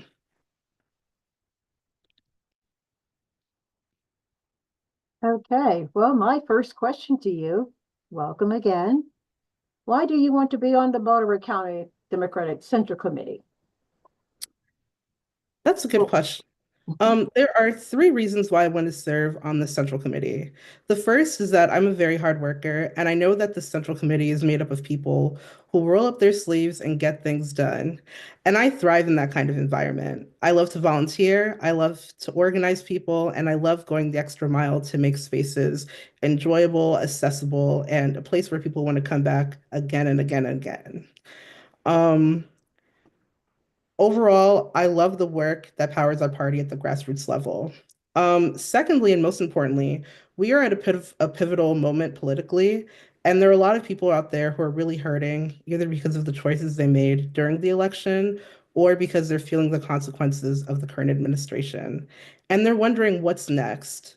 They're looking for a Democratic Party that meets the moment, and I want to help bridge that gap by engaging new voters, building trust, and highlighting the real and tangible work that our Democratic leaders are doing every day to protect rights and improve people's lives. I see Central Committee members as the connectors between the community and the Democratic vision, and I'm ready to step into that role. And third, I want to formalize the work I've already been doing. I've been very involved with the Central Committee, and I've done things like help organize the Unity Gala. I've worked with members to organize voter registration drives at Perry Hall. And again, I'm currently a associate member representing the Blue and Gold Club. And I was also recognized as a top Democrat in the county at last year's gala. Um, I've showed up, I've contributed, and I'm just ready to be a full member of the committee. Thank you. All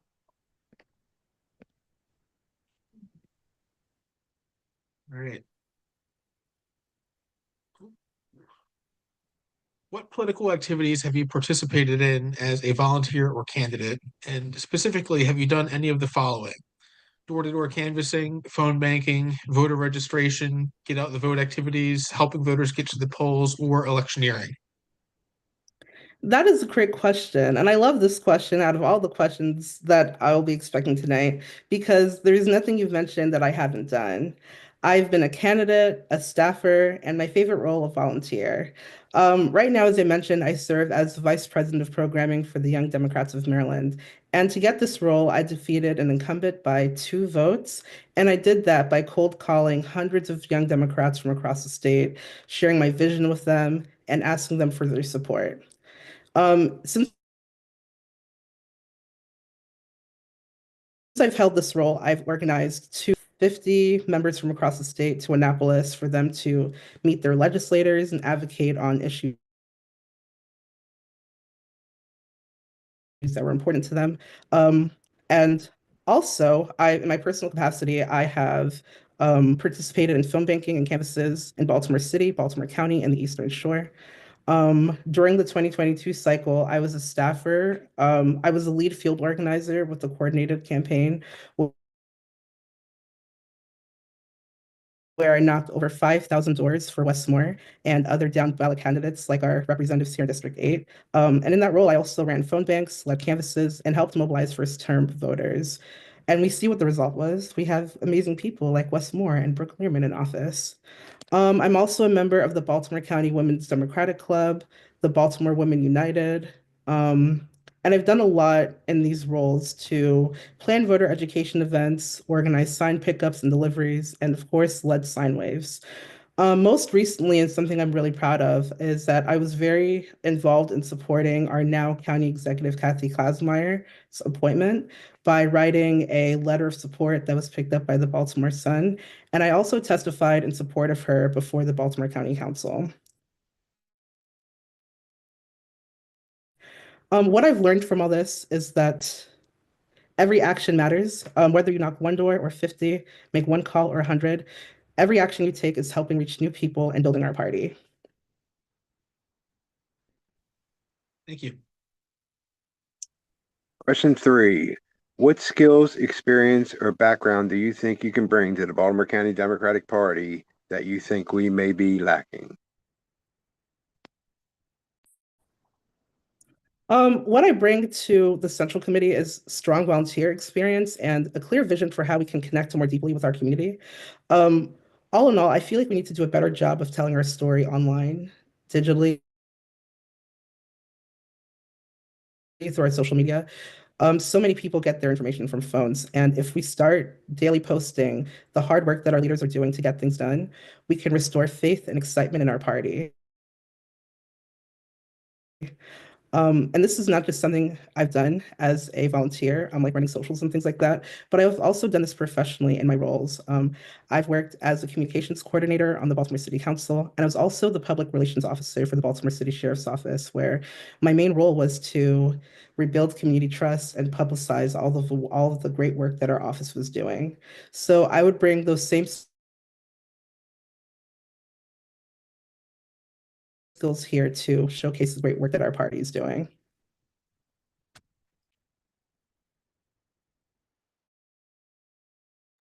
Great, thank you. The next question is, have you ever been registered as anything but a Democrat? If so, when and how long? Have you ever been registered in any other party as an independent or unaffiliated voter anywhere? Explain why you changed if you did.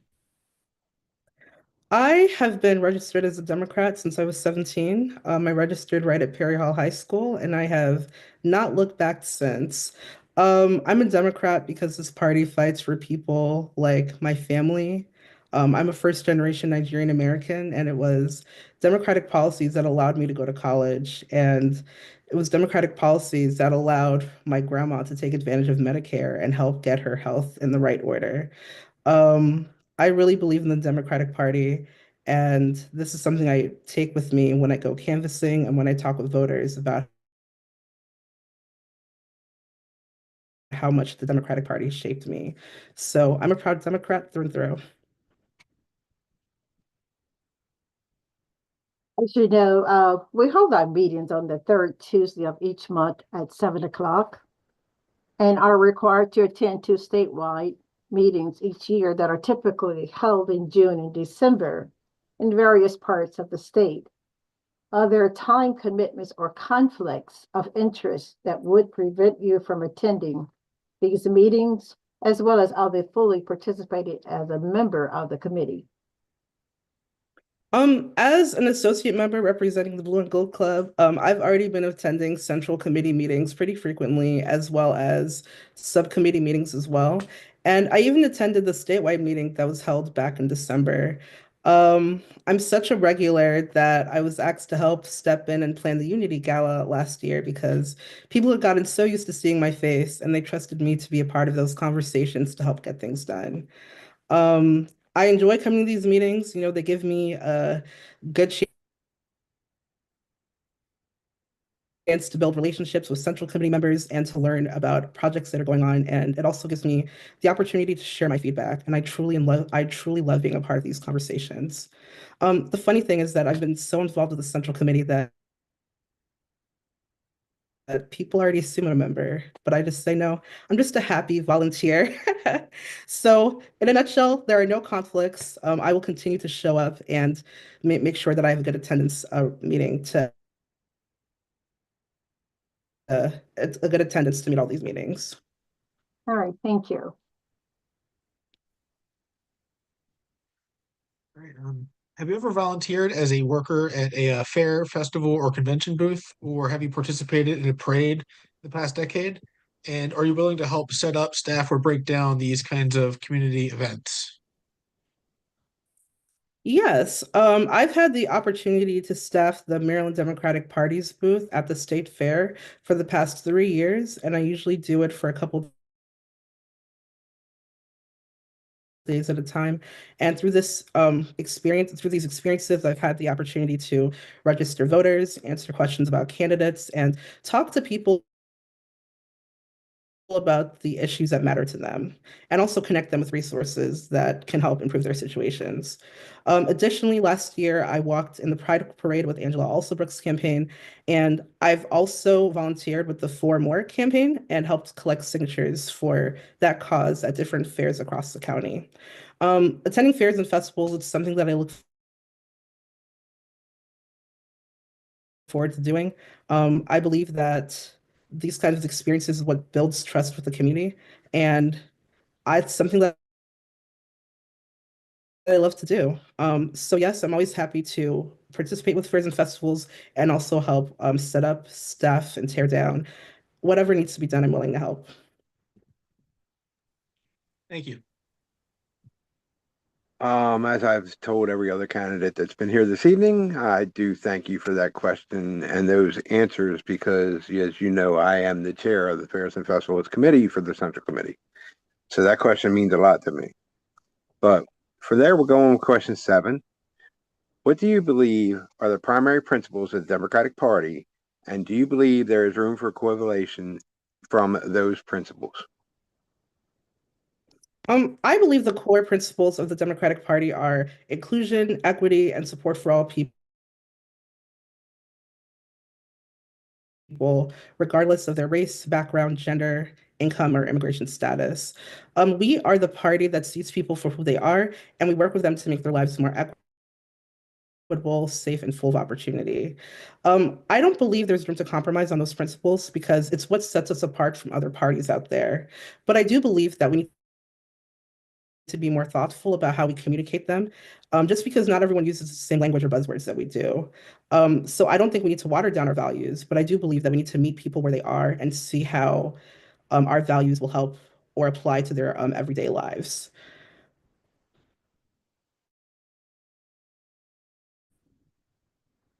Great, thank you. As we move into a gubernatorial election year, what do you see as the greatest challenges facing the Democratic Party in Maryland or Baltimore County? And how would you help address those challenges as a member of the Central Committee? I think our biggest challenges will be that a lot of Marylanders don't understand what the party is doing for them, especially at the local level. Maryland is often viewed as a solid blue state, and I've heard people say, "Why do I need to come out and vote? The Our leaders are going to win anyway. We're in a blue state." But as we saw at the last election, we actually moved a little bit more to the red. We need to do a better job of communicating what our leaders are doing and the importance of showing up and voting, not just at the top of the ticket, but also for our down ballot races, like our Central Committee races and our school board races and our judges races and things like that. I also think that we have a visibility problem. As a Central Committee, a lot of people don't know our role as a Central Committee and what we can do. So I think we need to do a better job of being on the ground, meeting people where they are so that they know our role in the party and how we can help support their issues. And I've already done this. I've already started to address this issue through the Young Democrats of Maryland. I'm currently organizing a workshop that will help our members do a better job of developing messaging to talk to their neighbors and people who aren't as politically engaged, just so that more people understand what's at stake. And I think that it's a crucial time to do this this, prior to the gubernatorial election so that we have more touch points and more opportunities to connect with people and share our message. Racially and ethnically diverse is important and becoming increasing. Describe specific activities you are or have participated in within the community, a place of worship or work, to racial or ethnic knowledge or sensitivity outside of the ethnic group or racial groups with which you identify with. I am someone that believes in educating myself about different religions and backgrounds because it makes me better suited to connect with people, and that helps close the gaps in finding expose myself is by participating in different events. So recently I attended an iftar dinner during Ramadan and learned more about that tradition and why people fast during Ramadan. I also attended a Passover Seder. And both experiences gave me a deeper understanding of different communities, and it taught me how to engage more thoughtfully with people outside of my background. Outside of race and religion, I also do my best to make events more accessible for differently abled friends. So like, for example, I recently organized a virtual town hall that required one of our members needed like ASL interpretation. So I worked to get ASL interpreters to help make the event more accessible so that member could participate.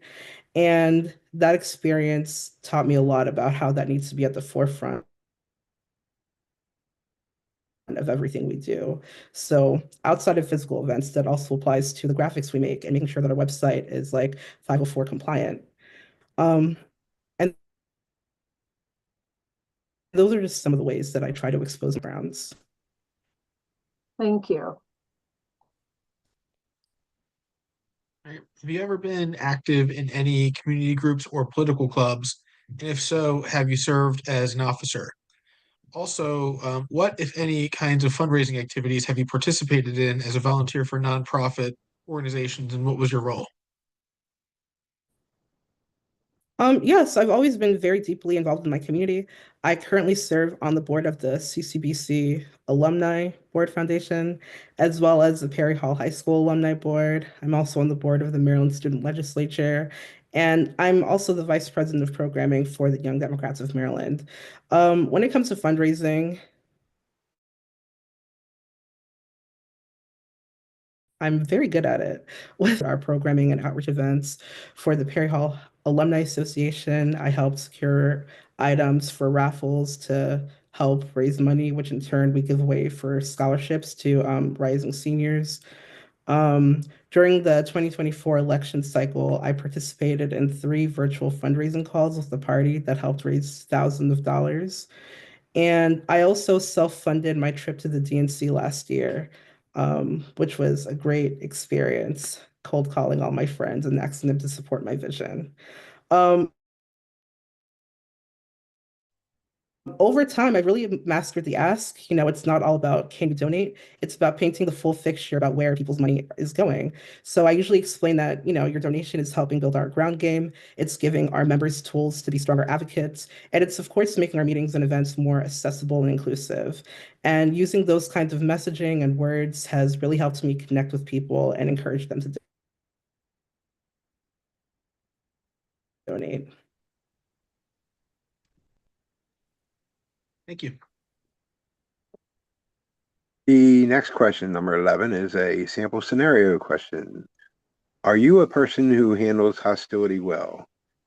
You are engaging the public while working at a party booth at the state fair. Suddenly, you find yourself confronted with an extremely hostile visitor who not only states he will not vote for your candidate, but also refuses to leave. And through his actions and his tones, he begins to prevent other members of the public from approaching your booth. How would you handle this situation? In this situation like this, I would stay calm, polite, and firm. And I'd acknowledge that that person has a right to their opinion, but make it clear that we're not seeing eye to eye. So let's just end the conversation and keep the space open and safe for other people who want to learn more about our information. Through volunteering and my work experiences, I've been in situations where tensions ran high. And I've learned the most important thing is to be the bigger person and to stay composed and maintain decorum. Because at the end of the day, we are representatives of the party and we need to act accordingly. Thank you. And then your last question is also a sample scenario for tonight. How important is character to you? If you discovered that an elected official or someone seeking elected office with whom you are closely acquainted was about to violate the law through their actions or had already violated an election or law or other law, what, if any, steps did you take to address the matter? Character is really important to me. I think that when you're in public service or trying to represent your community, you have to move with integrity, plain and simple. So if I saw someone I know about to break the law or already doing something illegal, I'd address it directly and encourage them to make the right decision and remind them what's at stake. We're put in these positions to do right by our communities, and we have to lead by example. Kind of like I said in the last scenario, to protect the trust that people have in us and in our party. And honestly speaking, in my professional and personal life, I've made it very clear that I do not co-sign or tolerate bad behavior. People know that about me, and that's how I maintain trust in the spaces that I'm in. At the end of the day, I'm a partner in progress, and that's how I would address that. Thank you. All right, and that concludes the questions for the evening. So now we have 2 minutes left for your closing statement. I just want to end this off by thanking you all for the time and energy you guys have put into this process. I know we are on our third rounds of appointments, and I don't take the work that you guys have done lightly. So thank you all for the work and energy you have put into this. Over the last 2 minutes, I've tried to show not just what I care about, but how I've shown up.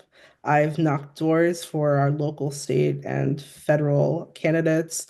I've raised money for different causes, and I've built relationships across the state and with our party leaders because I care about the work we're building and I care about our future. I'm not asking to be on this committee to start contributing because I've already been doing that. I'm just asking to make it official so that I can continue to help shape the direction of our party in a way that reflects the people that we serve. So thank you again for everything that you do, and I would be very honored to continue to do this work alongside you all. Thank you, Deli. And I Thank you, too Deli. thank you, Deli, for being a part of this process. And it is so nice to be able to have so many very talented individuals who step forward to apply for this position. And certainly, let me say that everyone has done a stellar job at sharing. So again, we do appreciate not only your participation in this particular process, but also all the things you've done with the Central Committee over the past time frame that you've been with us. So with that being said, you can come back to this link at about, I would say about 8:20, 8:30, 8:30, make it 8:30. I'm gonna try to give the panel enough time to deliberate, and then they will come forward with the public. We'll call for a public vote. They will vote publicly, and each of the candidates will be able to see the outcome that is associated with the decision to select a candidate and move that candidate forward to the Central Committee. So thank you so much for your assistance. Ladies and gentlemen, at this juncture, I am going to assign you to a breakout room. And I am going to, you are all in that room.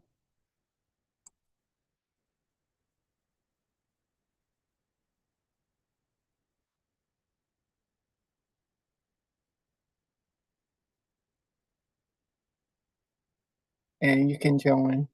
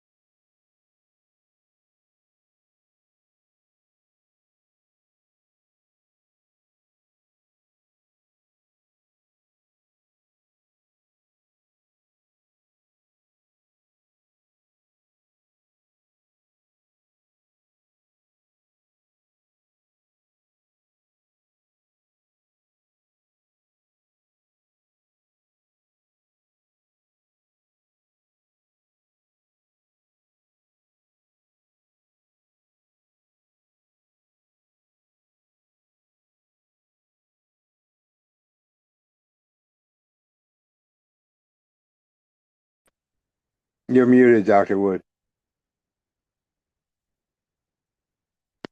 Thank you. We do that on occasion.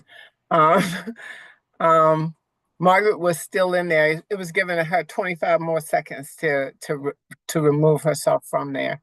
So she's probably coming in now. Okay, Margaret, I'm going to put you all back in a breakout room again. This time I'm going to try and leave myself out of that room. I'm going to add a room. It'll be room 2 this time and assign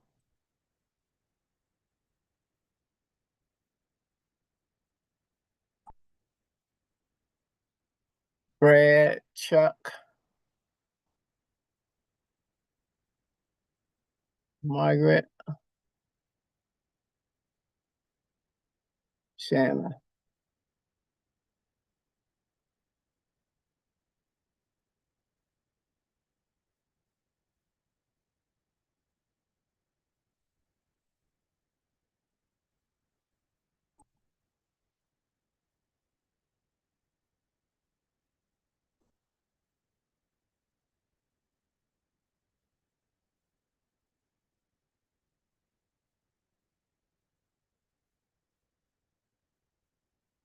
Yes, Linda.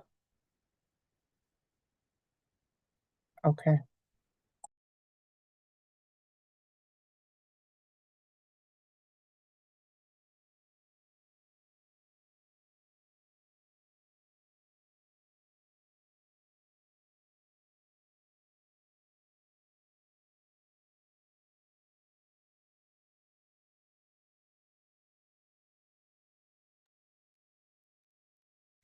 The members will now be in deliberation for a period of approximately 20 to 30 minutes. Please feel free to take a short break and we will return briefly.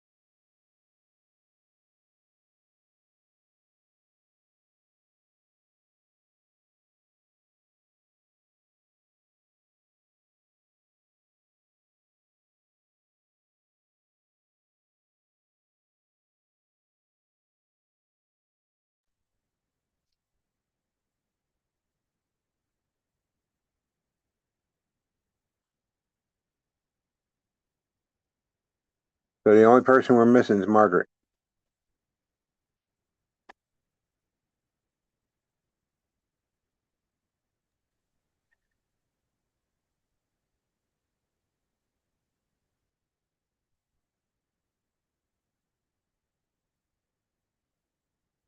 So I closed the breakout room, so Margaret should be coming any minute now.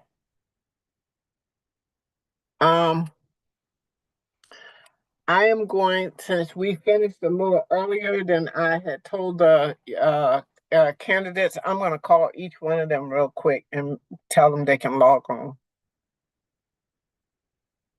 Wow. Margaret's home.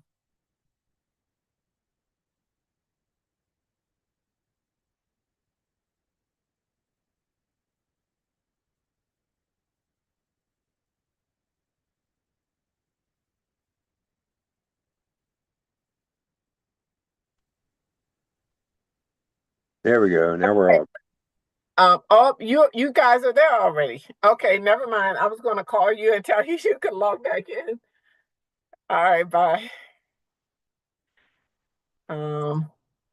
Let me call Miss Bradley.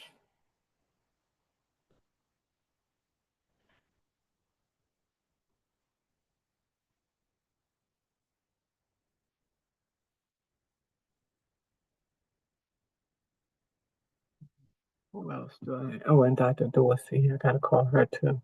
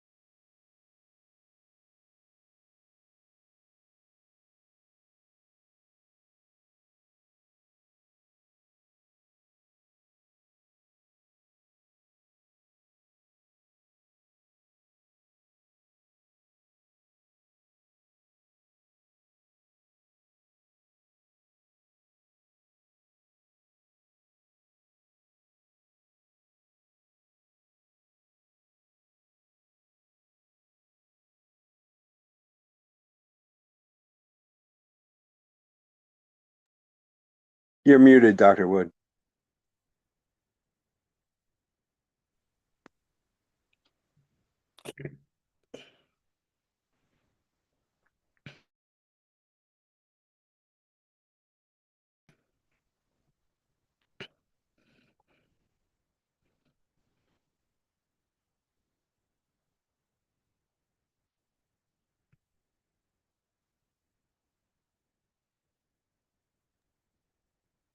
Good evening again. The goal of returning everyone is that the panelists have all completed their deliberations. I think all but one of our candidates are back, and I just contacted that that candidate, and they are going to rejoin us. So we will all be together in one moment. To the panelists, are you all ready to do your public vote? Yes. Yes. Okay. All right. I am going to name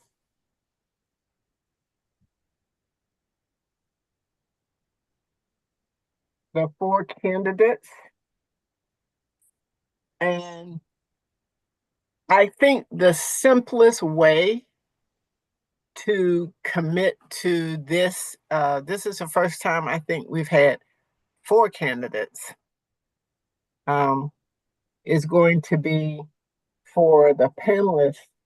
As I name each candidate, I will finish the list of names and you just tell me your selection, or you can simply tell me your selection because you know the names. But to formally provide a process for this, I will call each of their names. I think I rethought that and said I'll just call each one of their names. Okay. So we will also do this in alpha order. So guess who's going to be first, Margaret? Thank you. All of you were Margaret. excellent. Yes. Margaret, you can give your associated rationale. I'm just going to name all the names. Okay. So, and then you can go ahead and whatever you were just about to say, you can go ahead and say that. So we have candidate, Is the other candidate? Our first candidate was Miss Marsha Briley. Our second candidate was Dr. Tamika Dorsey, who is just logging on in this moment, which is great. Our third candidate was Miss Caitlin Clem Kellner, and our fourth and final candidate was Miss Deli Okafor. So with that being said, I'm going to call on Margaret Forte to go first for her public vote. All right. All of you were excellent candidates, and it was very hard decision on my part, but I would love to have all of you there with us, but I know that's not possible. My person that I chose was Deli Okafor. Thank you, Margaret. And so I will now move from Margaret to not Brad, but Chuck. No, Brad. We'll go with Brad. All right, Brad, you are next.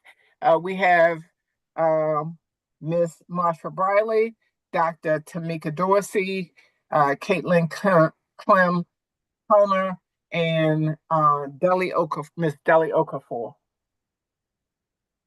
My vote is for Deli Okafor. Okay. All right. Thank you so much for your vote. We will now move to Chuck Kropfelder. Chuck, you are next. Of course, if you want me to repeat the names again, I will. Miss Marsha, you don't need me to? I don't need you to repeat the names. It was a very hard decision. It was not an easy decision. You were all very well qualified. But my decision came down to Deli Okafor. Okay. And last but not least, oh, you're not last, Brad. So Brad, you're next. No, I'm sorry, Shannon.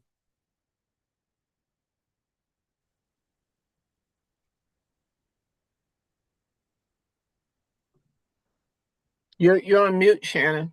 Whatever you're saying, we can't hear It was you. my turn to do that this time. Just to reiterate what others have said, we had 4 really incredible candidates, and deliberations were genuinely difficult. But I'm casting my vote for Deli Okafor. So, can I have a motion from the panel to move your selected candidate? Have I gotten everybody's vote, first of all? The panelists, have I gotten all your votes from Legislative District 8? Yes. Yes. Okay. With that being said, can I get a motion to move this to the Central Committee? I move that the District 8 Central Committee appoints Deli Okafor to fill the vacancy for Central Committee member in the 8th District. I can, So it's been properly moved and second. I will take it forth to the Central Committee. Thank you all for your hard work. Let me just say to our candidates, amazing. You are all truly amazing. I don't know how they were able to make the decision, because that decision had to be one of the most challenging that we have come across. All of you are excellent. I'd like to keep every last single one of you. I sent you an email that had information on it that also had my personal phone number on it.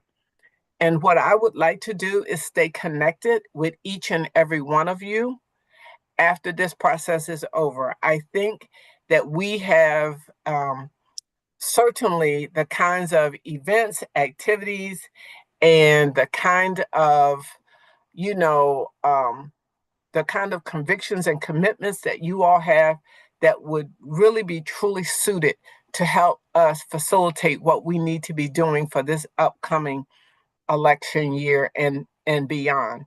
It is an election year, so what that also means is that many of the Central Committee members will also be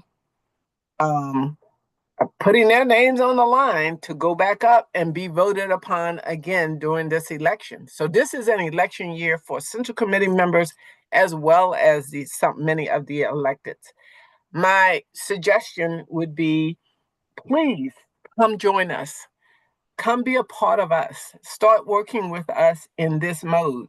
We certainly can provide with the activities that you engage in a letter of acknowledgement for the things that you've done. You may not have done it in the capacity of a Central Committee member, but certainly endorsements do have their way of giving you additional support for all those things that you want to be able to do. So I would say to you in this very moment, please continue to move forward with us. We could use every single solitary one of you, and feel free to use the number that I've provided you with to contact me, and we can have a dialogue about the things that you can assist us with. So with that being said, I thank you. You are the best of the best. Thank you so much for applying. Thank you so much for engaging us in this process. And we will now conclude this interview process, and we will move this to our next meeting on April the 15th to have confirmation of the proposal that's been sent forward for Ms. Deli Okafor. Thank you, thank you, thank you. You are absolutely appreciated. Thank you all. Thank you. Thank you. You're welcome. Each and every one of you are welcome. Have a good evening, everyone. Thank you. You too. Thank you.